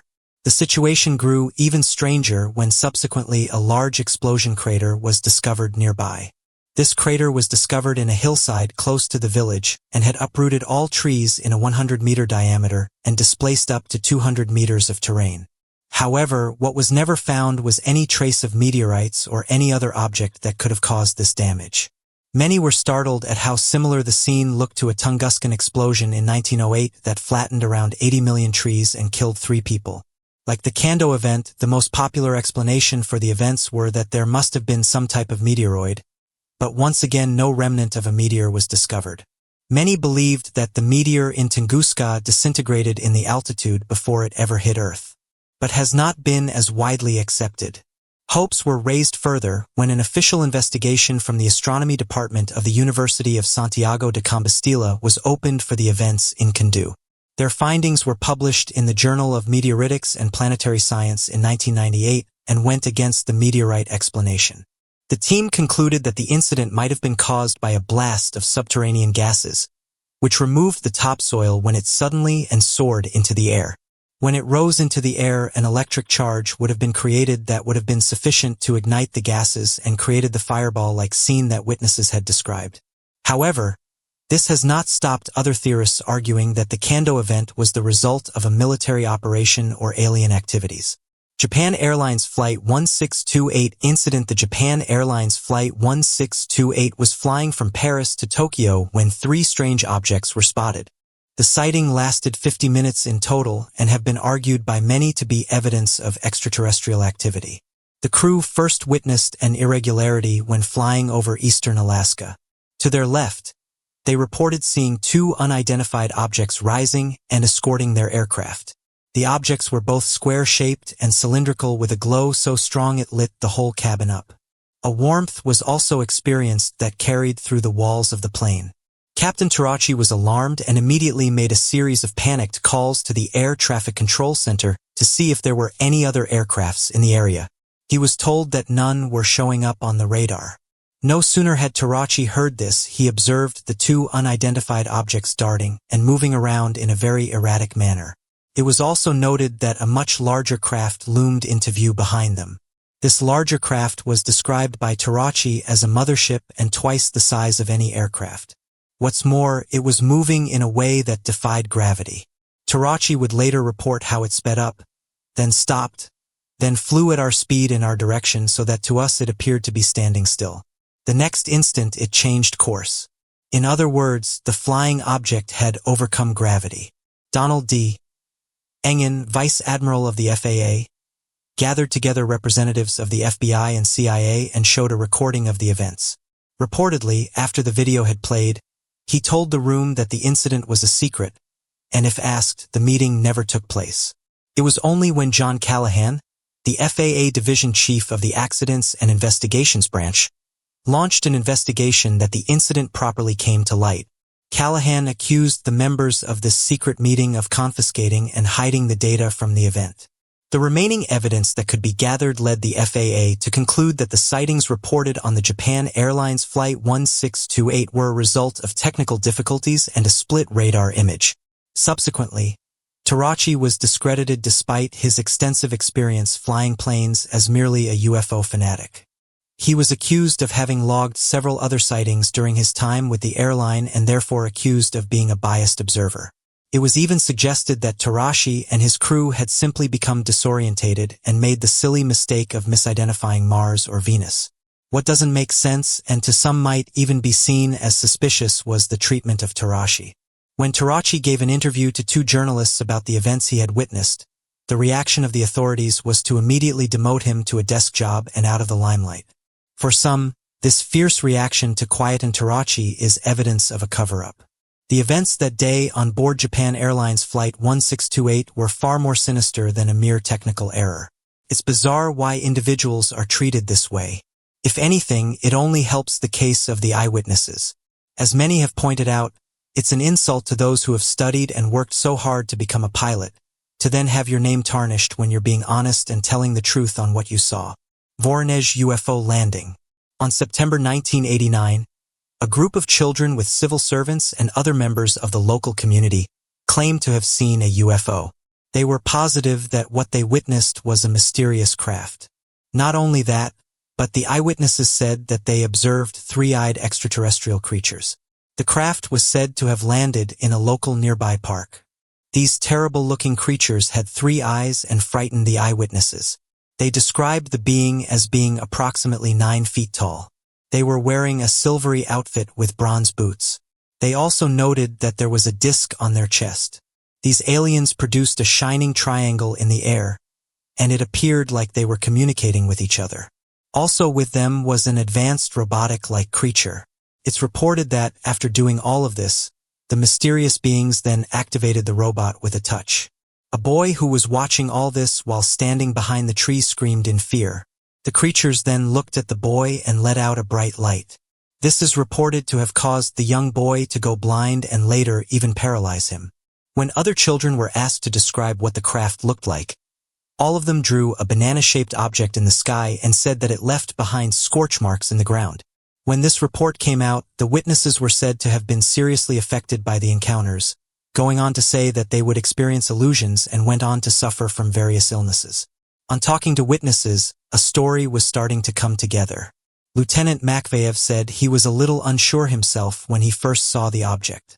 He said the following, "I thought I must be really tired, but I rubbed my eyes and it didn't go away. Then I figured in this day and age, anything is possible."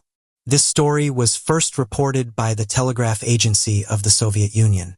After considering all the statements and evidence, an official statement was released. An official said the following, "The traces were still seen. I could see holes of a clear shape that resembled the footprints of an elephant."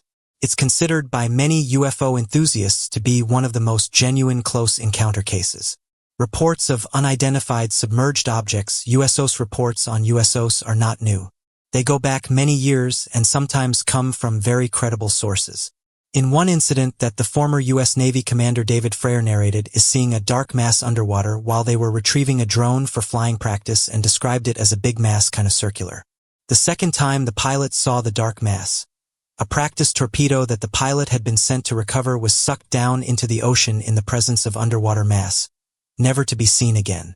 In another interview, Frere revealed that a 79-year-old lady reached out to him after his sighting went public, reporting that her father, who was a former naval officer, showed her a telegram which stated that unidentified objects had been seen going in and out of the water.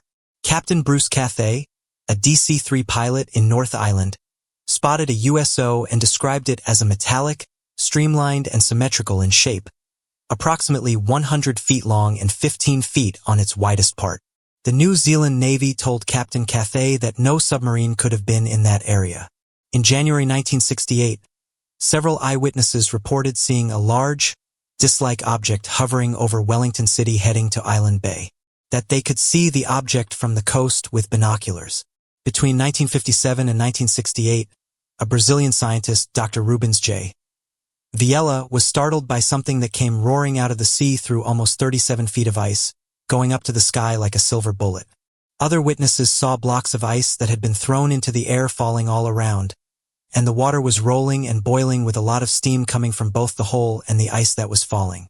In 1974, two witnesses in Orana Beach, Northland, North Island reported seeing a very dark object protruding from the water, appearing to have smaller dots flying around it, and assumed that they were helicopters circling a submarine. The object was described as being approximately 1 thumb wide when submerged and 10 thumbs wide when in the air.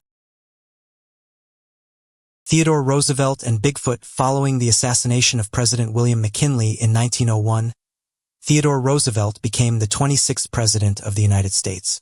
Despite his success in the White House, which earned him a second term, Theodore Roosevelt was also an experienced hunter and frontiersman who had nurtured a love for the outdoors from a young age.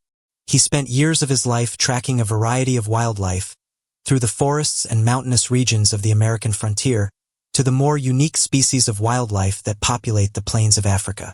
Roosevelt captured his memoirs in a series of books, but in his 1893 work entitled The Wilderness Hunter, he tells the story of a fellow frontiersman who claimed to have had an encounter within a creature that resembles the more recent sightings of Bigfoot. The story was told to Roosevelt by an old hunter named Bauman. Bauman recalled the story as an event of his younger years, in which he and his friend headed out into the Montana Territory to trap beavers in a river valley. Bauman and his friend had traveled up the same mountain pass in which, a year prior, the half-eaten remains of a trapper had been discovered by some mining prospectors. These prospectors had come across the trapper's camp the previous night, and the circumstances surrounding his death were mysterious. Were unable to determine which creature had been responsible for the trapper's demise. Upon returning to their camp, Bauman and his companion realized that a bear had visited while they were gone and had rummaged through their belongings and destroyed their shelter, which at first did not seem strange. However, as Bauman's companion grew curious, he began to closely analyze the prints. Bauman's partner came back to the campfire, stared out into the darkness for a few moments, and made the startling claim that whatever had made the prints had been walking on 2 legs. After discussing the possibilities of what could have made the prints, both men headed off to bed. At around midnight, Bauman was awoken by a noise around the camp. He sat up, caught the strong scent of a wild beast, and saw the large body standing by the opening of the shelter. He grabbed his rifle and fired at the beast, before it ran off into the darkness of the thick forest trees. Stronsay Beast. In September 1808, a large carcass washed ashore on the island of Stronsay in Scotland. It was the carcass of an unidentified creature that measured more than 55 feet. It was estimated that the creature was actually much bigger in size as its tail was missing. After taking a close look at the animal, the experts from the Natural History Society of Edinburgh could not identify the animal. They reached the conclusion that it was some new, probably some type of sea serpent. This monstrous animal was given the scientific name of Halcydrus pontopidani. The word of the washed-ashore body of the monstrous animal spread very quickly, and it became famous as the Stronsay Beast. This mysterious creature was measured by 3 witnesses. According to their measurements, it was 4 feet wide and it had a circumference of about 10 feet. The witnesses told that the Stronsay Beast had 3 pairs of small limbs that they referred to as paws or wings. The skin of the beast was smooth when stroked head to tail, however it was rough when stroked tail to head. There were bristles on its fins and it had bristles all over its back. According to the witnesses, the bristles glowed in the dark when they were wet. No other accounts of encounters with this beast are present. Was Stronsay Beast the last one of its species, or are there others hidden in the depths of sea? Some of the remains of the Stronsay Beast are still kept safely, and scientists believe that a DNA test could reveal if it was a known species or an entirely unknown species. Grey Flats Ghost. If you have ever been in the region of the Grey Flats forests near the town of Beckley, West Virginia, then you will surely know what people mean when they refer to the place as eerie and haunted. According to the local legends, the most haunted part of the forest is located at an old farm right near the south end of the flats. Although people in the region believe an old mysterious murder to have occurred there, seem to expand on the creepiness of the region. According to a group of friends that were hiking in the region a few years ago, as they approached the old farm on the south end of the forest, they noticed a strange figure in the distance that appeared to be a man wearing a long trench coat and a wide-brimmed hat. As they stood watching, the figure got much closer, revealing to be a strange black shadowy figure with no depth other than its darkened silhouette.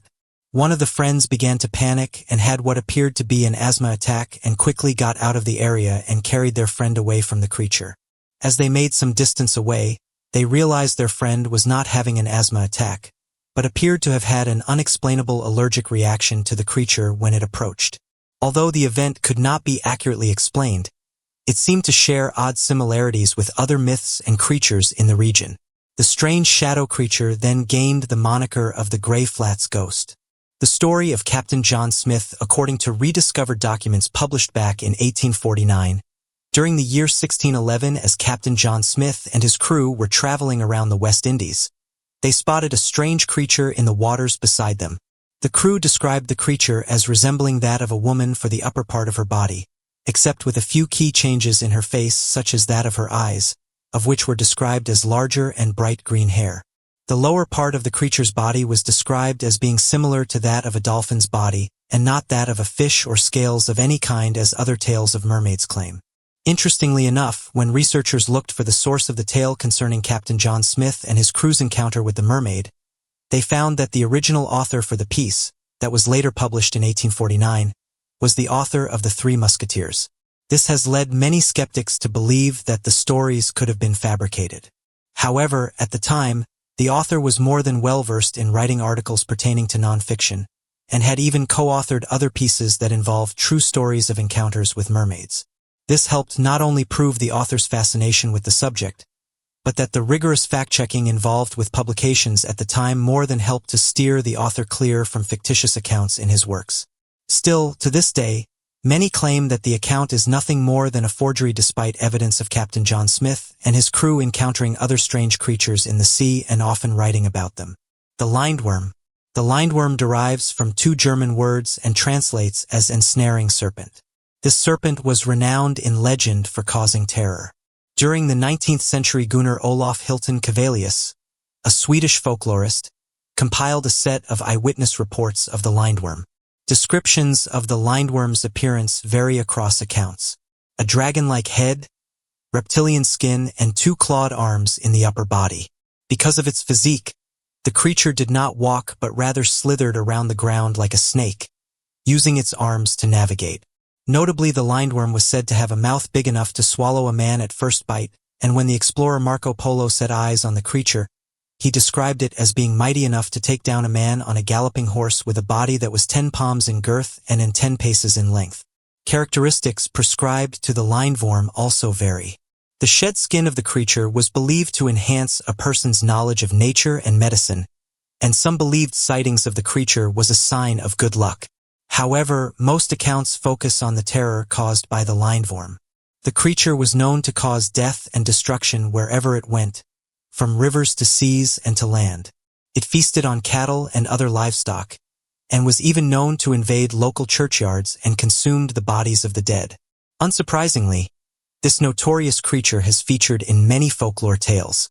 In Norse mythology, the dwarf Fafnir is turned into a lindworm, while an Austrian tale features a lindworm that had caused a whole city to flood. In order to defeat the creature, the Duke offers a reward for anyone who can catch it. So some men tie a bull to a chain knowing that the lindworm will eat the bull. Once it does, the creature is hooked like a fish and can be killed.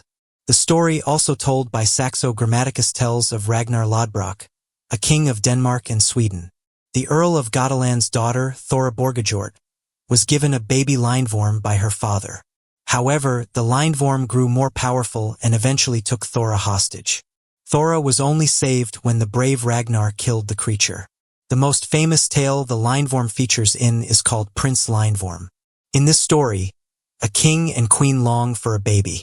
One day, a sorceress tells the queen to place 2-handled chalices in her garden, and in the morning they will grow into a red and white cross. The sorceress tells the queen to eat the red rose to give birth to a prince, but that she cannot consume both roses. The queen follows the sorceress's instructions and eats the red rose. However, she cannot stop herself from also consuming the white rose as well. The queen fell pregnant, but when her labor came she gave birth to a serpent-like creature that slithered away. The prince grows up completely unaware of the circumstances of his conception and birth. He eventually decides to seek a bride, but soon finds himself blocked by the lindworm, which hisses at him, "A bride for me before a bride for you." When the prince confronts the queen, she breaks down and tells him how the lindworm is the boy's elder twin. The prince finds and sends multiple brides to the lindworm, none of the girls knowing who it is they are marrying. However, the lindworm eats each of the girls. Finally, a poor shepherd's daughter agrees to marry the lindworm. The girl comes across the same sorceress from the beginning of the tale who tells her to wear 10 white dresses and carry a tub of lye, milk and whips on her wedding day. Following the sorceress's instructions, on her wedding night the girl orders the lindworm to shed its skin, then whips him with a lye-soaked lash, bathes him in milk and embraces him. After shedding its final skin, the lindworm is revealed to be a handsome prince, and the two live happily ever after. Although every culture has its own unique history and feats of accomplishment, almost all of them share the same problem. That problem revolves around gender issues and the lack of opportunities and status given to women. For centuries, women were seen as only the supporters of men and therefore were not given the right to vote, a say in affairs, and often had the credit taken away from them when they made amazing discoveries. As a result, many came to believe that women were not as intelligent or strong as men. Possibly be. However, that is anything but the truth. So today, we'll be taking a look at 3 women who showed incredible acts of bravery and give them the recognition they deserve. Simone Seguin. Our story today begins with a teenage resistance fighter named Simone Seguin. She was born in 1925 near Paris and considered herself a tomboy, learning how to fight from her 3 brothers. Her dad was a farmer who was a medal-winning soldier during the First World War. When the Germans began to invade France on the onslaught of the Second World War in 1940, Simone was only a teenage girl. She was determined to help the cause, even if it was dangerous. Quickly, she found a way to join a resistance group named the Fran and named herself Nicole Minet under a nom de guerre. Nicole Minet became her new identity, showing that she was from the Channel port of Dunkirk on her fake identity papers. Luckily, she was able to escape verification when the port was Simone bravely flew into action. One morning in 1944, she slashed the tires of German soldier bicycles and even stole one away. She would later repaint the bike and use it as her reconnaissance vehicle to send secret messages between resistance factions without attracting too much attention. During the war, she also fell in love at just the age of 18. She became a messenger because of a resistance commander named Roland Borsier, whom she met in the countryside near her village of Tever. Within the resistance, members helped to train her to use weapons, such as the Schmisser MP-40 submachine gun, which was stolen from a German soldier. She also aided the movement by looking out for sabotage targets and joined in on the missions to attack German soldiers and infrastructure. One of her fondest moments was when she had arrested 25 German soldiers, which gave her great hope that they'd have their country back. She found much of that hope when she worked together with the French 2nd Armored Division to liberate the city of Châtelet, home of the famous cathedral. The future president, General Charles de Gaulle, gave a speech to celebrate the city's newfound freedom. As journalists busily captured the event, they were intrigued by Simone eating a baguette smeared with jam, her machine gun by her side. Many publications interviewed and featured her, including famous photographer Robert. Soon after the war, Simone not only became a symbol of women in the resistance, but was also promoted to lieutenant and awarded the Croix. She became a pediatric nurse, and while she never married Roland, she had 6 children with him. Later, she was presented with an international award. As a 94-year-old woman, she still lives on with her incredibly brave legacy. Buffalo Calf Road Women. Buffalo Calf Road was a Native American woman who was a part of the Cheyenne tribe during the late 1800s. At this point in American history, Native Americans had their land and resources threatened by colonizers who wanted to expand their territory in the Great Plains. Throughout attacks, removals, and massacres, Buffalo Calf Road was caught in it all. Her journey began at the Battle of the Rosebud, to stop General Crook as his men advanced toward their village. Even though some people objected to her joining, she fought as hard as she could. At one point, she saw her brother, named Comes in Sight, trapped in a gully as soldiers marched toward him. Dodging the flying bullets, Karth ran on her horse and pulled her brother up in an epic rescue to safety, even when other warriors thought it was too impossible. In her honor, her tribespeople the battle where the girl saved her brother, and she was given the name Brave Woman. After one more victorious battle against General George Armstrong Custer's troops, the Cheyenne tribe was attacked again a few months later. This time, over 40 warriors were attacked, leaving them wounded or in a fatal position. At the end of the day, the tribe had no homes as their village was completely burned. They were forced to flee without food, clothing, or blankets through a huge snowstorm that froze 11 infants in the freezing cold. Even though they were left with nothing, the colonizers still chased them down. As time went on, many Cheyenne surrendered, but Buffalo Calf Road still held out with a group of 30 Cheyenne hostiles, even though she was pregnant. As conditions worsened, Calf even had a second child. But eventually, the group surrendered and was driven south, even though they were promised their own land. They came to an unfamiliar land with conditions so poor that they determined to go back home. 300 warriors, including Calf, escaped by foot for 1,500 miles, all while hungry and utterly exhausted from multiple battles. Once they reached the north, 2 groups split over disagreements. The group that did not include Calf ended up being attacked by the army, while her group was able to go into hiding. That was until Calf's husband attacked another member during an argument and was banished. Calf joined him, but at the very end, both groups were captured. Buffalo Calf Road herself was put into a prison at Fort Keogh, where she later passed away from diphtheria. Although she couldn't live to see her Cheyenne tribe finally gain their own land in 1884, her acts of bravery and defending her tribe will be forever remembered. Bessie Coleman was the very first African-American woman and of Native American descent to hold a pilot's license in the world. During her childhood, throughout the late 1800s and early 1900s, she endured a period of abundant discrimination and poverty. Her school in Texas was only a one-room wooden shack that took her 4 miles to walk to. When she decided to move to Chicago, and later desired to learn how to fly, the stigma from her gender and race did not help in America. From hearing people trying to talk her out of it to the flying school that ultimately rejected her just because of her gender and race, she decided to train in France in 1920. As the only non-white person in her class, it took her 7 months to learn how to fly. She was taught in a small 27-foot biplane that was notoriously known to fail. Bessie even witnessed a classmate who passed away in a plane crash. Although it scared her, she did not give up.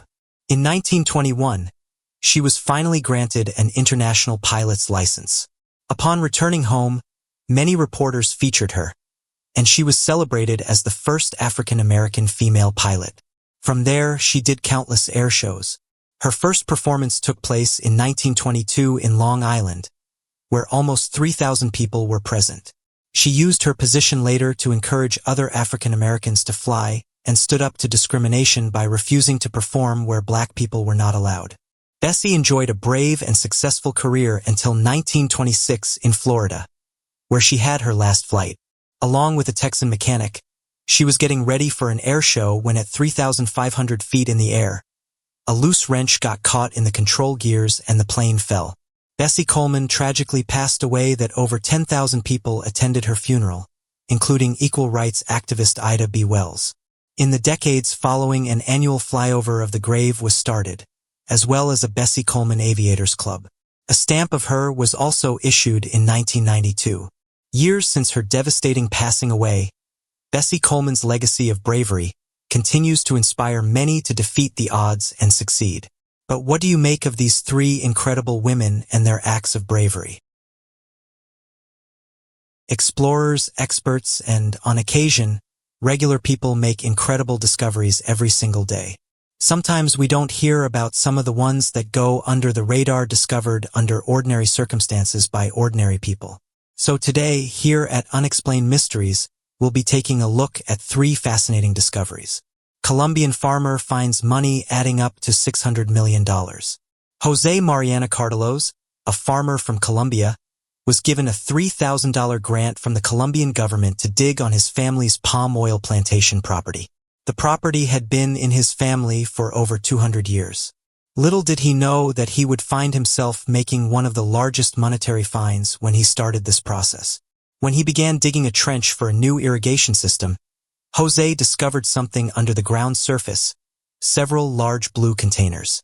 The 65-year-old farmer could never have guessed that they would have contained no less than $600 million of Pablo Escobar's cash. Pablo Escobar was a drug cartel leader. It is estimated he was worth around $30 billion. It is even said that he had to spend $1,000 per week on rubber bands, just through wrap stacks of cash. Due to the nature of his business, he couldn't use a traditional banking system. The wealthiest criminal in the world hid his money all over Colombia in money pits, speculated at stashing anywhere from $500 million to $1 billion. The CIA suspects that there are around 100 money pits still undiscovered. The money locations left this earth with Escobar when he passed away, leaving Colombia in somewhat of a gold rush situation. People flock to the country to excavate the lands in hopes of finding a little bit of the lost cash. As for the farmer in this story, Jose will not be allowed to keep the cash for himself. He will have to turn it over to the Colombian government.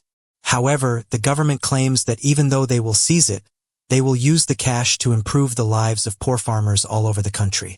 In true Escobar fashion, the money will go towards building hospitals, schools, work programs, and rebuild entire neighborhoods for the poor. The Saddle Ridge Hoard. In 2013, two anonymous people known only as John and Mary found 1,427 gold coins on their property. This money in its day was worth over $27,980. However, this stash of California gold is now worth around $10 million. They were walking with their dog one day, not like any other day, and noticed a rusted can sticking out of the ground. When they investigated further, they found the hideaway money. The couple had recalled some individual features about their property before finding the trove. They had noticed an old empty can hanging in a tree, nearly grown right into the tree. It had been there so long. There was also a rock. The namesake for the Fortune Saddle Ridge is what they called it. The Trove Center ended up being precisely 10 steps between the jagged rock and the North Star. They found 8 additional cans just like the first after further investigation, resulting in the mass amount of gold coins they discovered. After contacting a firm to represent them and their find, They learned that their discovery was worth a fortune. They also learned that some of the coins were in mint condition, uncirculated, and on a few of them worth $1 million each. They are dated in a range from 1866 to 1894. A few of the coins, known as the Dahlonega half-eagle, dated in the 60s, made it all the way to California from Dahlonega, Georgia. Before the California gold rush, there were discoveries of gold in North Carolina and Georgia in the early 1800s. Not on the same scale, of course, but enough to cause rushes to those places, said Douglas Mudd, the director and curator of the American Numismatic Association Money Museum. During the U.S. Civil War, the Confederate government took over the mints in North Carolina and Georgia. But by that time, the gold on the East Coast gold stores were burned up and the mints closed shortly after that. The find was initially thought to represent the 1901 theft of $30,000 from the San Francisco Mint. A bank branch opened to support the California gold rush in 1854. Their employee at the time, Walter Dimmick, was known to be the culprit. This theory was disregarded by the numismatics firm and the U.S. Mint Bank itself because the coins were too diverse in face value and condition. Other ideas are that this was a gold stash of Jesse James or Black Bart. Another theory is that this was a treasure hidden by the Succession Secret Society, the Knights of the Golden Circle. However, the most likely theory is that the previous landowner buried their money instead of trusting banks with it. That plan sure worked out well for our anonymous treasure hunters. The Vale of York Hoard. The last find is the Vale of York Hoard. The hoard was found completely uninterrupted in 2007 near North Yorkshire, England. David Whalen, a businessman, and his son Andrew had taken up metal detecting and made it their hobby together for about 5 years. They hadn't found anything particularly groundbreaking until one day on their search they went to investigate an unplowed field before spring planting. Their treasure hunting luck was about to change drastically, but they ended up finding this coveted prize. The men found parts of a lead chest and a silver bowl about a foot under the soil and called archaeologists right away to come to inspect the site. David Whalen said of the location, "It was January the 6th, I think around lunchtime by the time we got to the field. It was a typical dreary January day in a muddy field. It was a field that we normally don't go in because we've never found anything good in there. We tend to find dozens of Victorian buttons, but it was either that or go home." David and his son have proved that we can all be treasure hunters if we try hard enough and keep at it. They could see a few coins sticking out of the soil as they surveyed the area and knew that they might have found something fantastic. It was said that the hoard size was the largest and most notable in over 150 years. Due to the Treasure Act of 1996, the find was first offered to museums and then the proceeds were split by the discoverers and the landowner. The hoard itself consisted of 617 silver coins and 65 other items such as ornaments and ingots.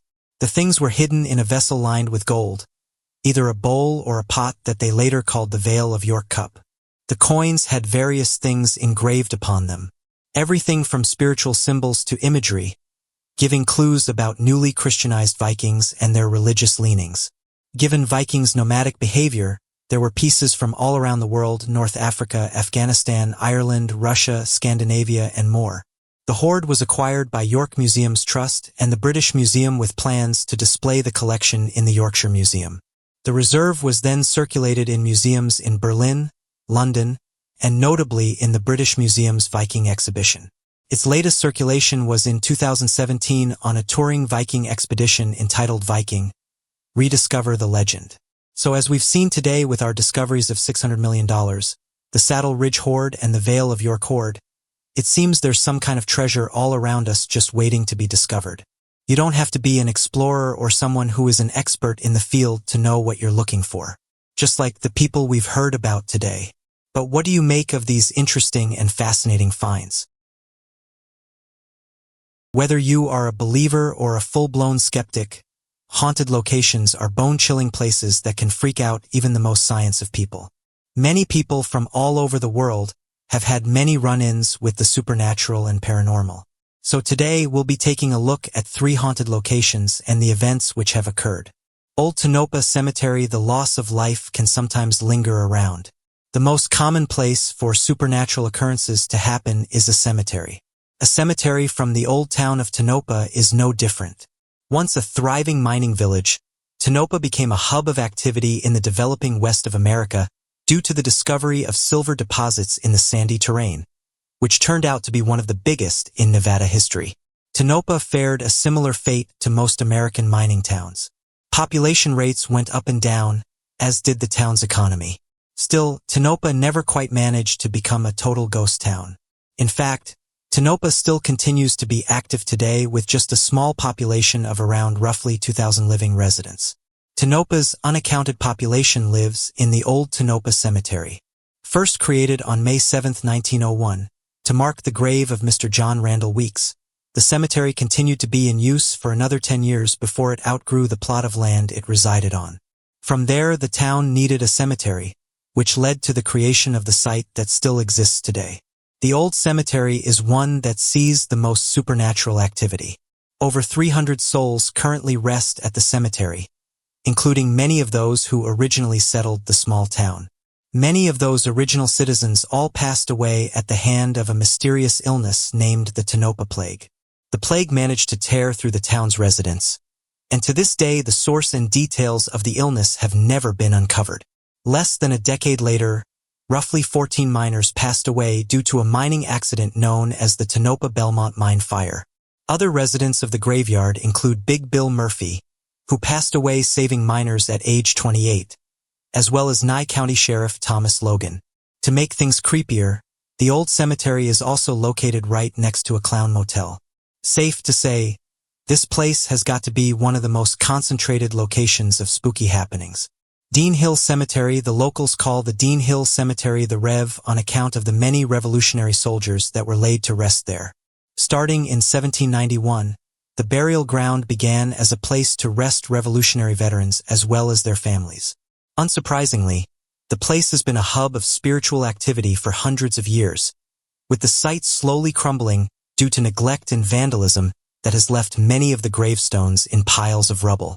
Like many other cemeteries, the Rev has gained a reputation of being haunted by the many spirits associated with the burial ground. Being in a state of semi-abandonment, the cemetery has been a magnet for paranormal investigators, vandals, and thrill seekers.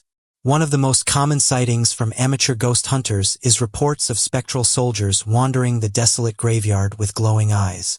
Supposedly, these appearances are most common between midnight and 3 a.m., specifically in the autumn season. A common rumor persists that one of the graves in the cemetery reads, "Ye who stands upon thy grave shall follow," but any grave engraved with such a phrase has yet to be found.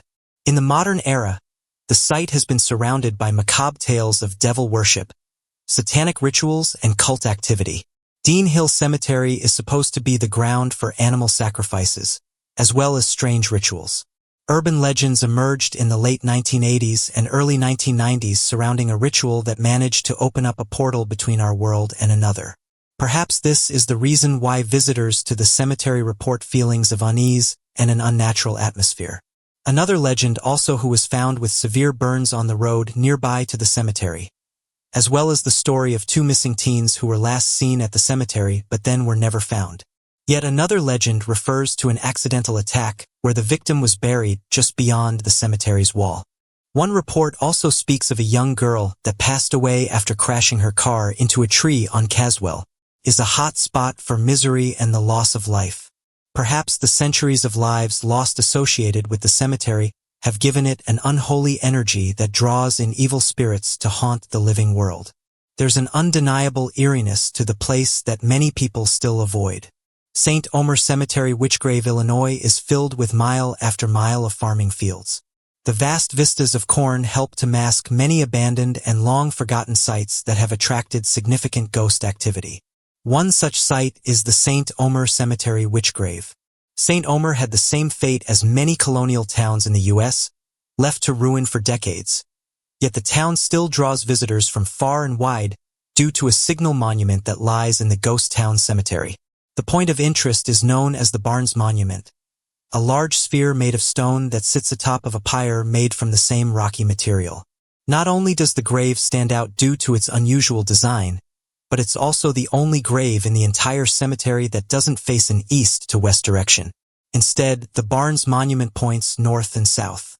The grave marks the resting place of 4 people: Marcus Barnes, his parents Granville and Sarah, and his wife, Caroline. Strangely, the grave states that Marcus' wife Caroline passed away on a very unusual date.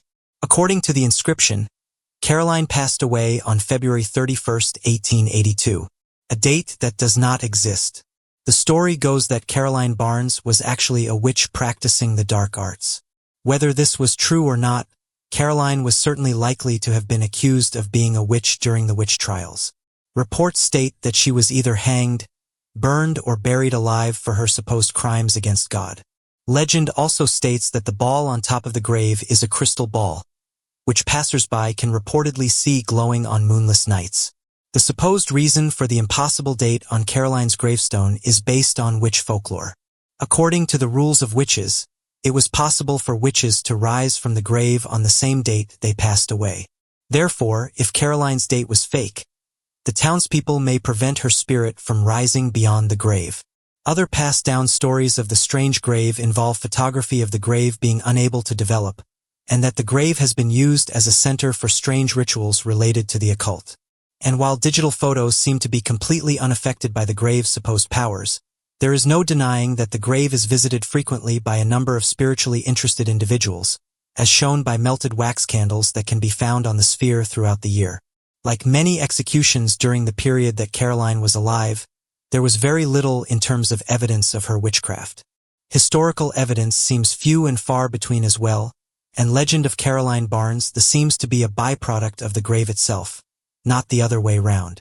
We do, however, know several facts about the Barnes family and their tragic lives. History records illustrate that Caroline's husband Marcus passed away in 1881 during a sawmill accident and was buried along with his parents. Caroline, only aged 23 at the time, passed away only 2 months after losing her husband. Caroline's loss of life was recorded as being due to her developing pneumonia. Records also indicate that the date of her passing was either the 26th or 28th of February, not the 31st. Historians theorize that the iconic May 31st have originated in a typo and the error was simply never fixed. This could have been due to the expenses needed to repair the error or the fact that nobody in the Barnes family was left. The second reason seems the most fitting, as by the time Caroline had passed away, St. Omer had declined significantly. At its peak, the town held roughly 40 to 50 families and had basic amenities like a post office, a general store, and a blacksmith's. Yet when the Barnes family had gone, so had all of the other residents due to loss of life or relocation, leaving the cemetery as the only marker of the small isolated town of St. Omer in Ashmore, Illinois. But what do you make of these haunted locations and the stories they hold? For many decades, people from around the world have been fascinated by the sightings of a large ape-like creature that's commonly referred to as Bigfoot or Sasquatch. This creature is known for its large stature, with eyewitnesses saying that this large creature stood between 9 and 15 feet tall. Though many might not believe that this creature exists, researchers say there is overwhelming evidence of its presence in mountains and forests from around the world. There are many areas stretching across North America that are often referred to as being hotspots for the sightings of Bigfoot. According to many Bigfoot experts, these concentrated areas get the highest amount of reports of a Sasquatch creature. One headline that surprised many, though, was just announced by an Oklahoma lawmaker, in which they stated that they wanted to bring in a Bigfoot hunting season. On the 20th of January, Representative Justin Humphrey introduced House Bill 1648, urging the Oklahoma Wildlife Conservation Commission to officially establish a Bigfoot hunting season. The bill stated the following: the Oklahoma Wildlife Conservation Commission shall promulgate rules establishing a Bigfoot hunting season. The commission shall set annual season dates and create any necessary specific hunting licenses and fees. End quote. When this was first announced, many online users thought this was a joke. But when people questioned officials on whether this was real or not, Mika Holmes, Assistant Chief of the Information and Education Division at the Oklahoma Department of Wildlife Conservation, stated that this is a real bill. Holmes wasn't enthusiastic about the new bill, though, saying the following: "Here at the department, we use science to make management decisions, and we do not recognize Bigfoot as a wildlife species in Oklahoma." End quote. At the moment, The bill hasn't passed, but if it does go through, it will take effect on the 1st of November 2021. Those who are interested in Bigfoot have suggested that this could be the government's way of trying to tell us something, with Bigfoot researchers saying that officials are no stranger to the cryptid, and that over the years they have carried out their own investigations into the creature. One Bigfoot researcher said the following: "People will laugh about this, but it could be the government's way of telling us that they're out there. Bigfoot has been sighted by man for hundreds of years. We have ancient carvings and stories that have been passed down over generations. Perhaps now the government has decided to tell everyone the truth." As you can imagine, though, not everyone got on board, with one person saying the following: "It's not a good start, is it? With everything that's currently going on right now, our government has decided it's the right time to bring out a Bigfoot hunting season. I'm glad to know that they're tackling the problems that everyone's talking about." End quote. The Department of Wildlife Conservation went on to hint that it's a bizarre move from the government, with others thinking that at first it was announced in order to give people a laugh. However, after it was announced the bill was genuine, people didn't really know how to react. As of right now, we'll have to wait and see if the bill does eventually get passed. Interestingly, Bigfoot researchers have said the name Bigfoot only describes one type of large humanoid living in the forested regions of our planet. Often encountered in the woods across the United States is that of a cryptid that's commonly been referred to by the locals as the Grassman monster. The Grassman monster, also known as Orange Eyes, is a massively large and hairy man-like creature that many have compared to Sasquatch. Unlike many of the other Bigfoot sightings all across the world, it appears that the Grassman cryptid is far more dangerous and has a number of strange behaviors that make it unique across all other Sasquatch species. Many that have claimed to have stumbled across the beast while hiking through forests claim that the Grassman is capable of constructing small huts and areas for living, a unique behavior that's never been reported surrounding that of the Sasquatch species. It's because of this strange behavior that many report that the creature is not that of a Sasquatch, and of a different cryptid entirely. The first well-reported sightings of the Grassman monster happened back in 1978. This was when several kids ran into their home and alerted their grandparents that a hairy man was digging through their rubbish pit. When the grandparents went to investigate what was being claimed, they saw the large Grassman as he was digging through the rubbish looking for food. However, the large creatures soon ran away after being spotted by the adults. As research continued in the area surrounding that of the Grassman, people began to report spotting a large ape-like creature living in hearts made of tall grass, only to come back to the site later to find it completely abandoned, with the creature moving to new areas after being spotted. Scientists, researchers, and skeptics, though, have turned around and said that there's not enough evidence to prove that these large creatures exist, and that the majority of evidence that is presented ends up getting debunked. Some evidence that has been put forward to prove that Bigfoot is real is that of hair samples. However, when scientists have tested these, the majority of them turned out to be from everyday wildlife. This hasn't stopped Bigfoot researchers, though, as they say there's enough proof and eyewitness accounts that have led them to believe that the Bigfoot creature is real, saying that one of the main reasons why they're not spotted is because they congregate in dense forests that are hard to reach. They say this is one of the main reasons why hikers are more likely to see the creatures than others, because they're more likely to venture into these regions. Although these claims and stories seem far-fetched, it's important to remember that animals such as the mountain gorilla were only discovered in 1902, with scientists saying that thousands of new species are still being discovered every year. As of right now, Bigfoot researchers have said these creatures are out there, and in recent years credible photographs have been presented which prove that humans currently share the planet with a large undiscovered humanoid. So what do you guys make of the news that the government is trying to establish a Bigfoot hunting season? And what do you make of the creature itself? Do you think it's real? Or are people just misidentifying everyday wildlife?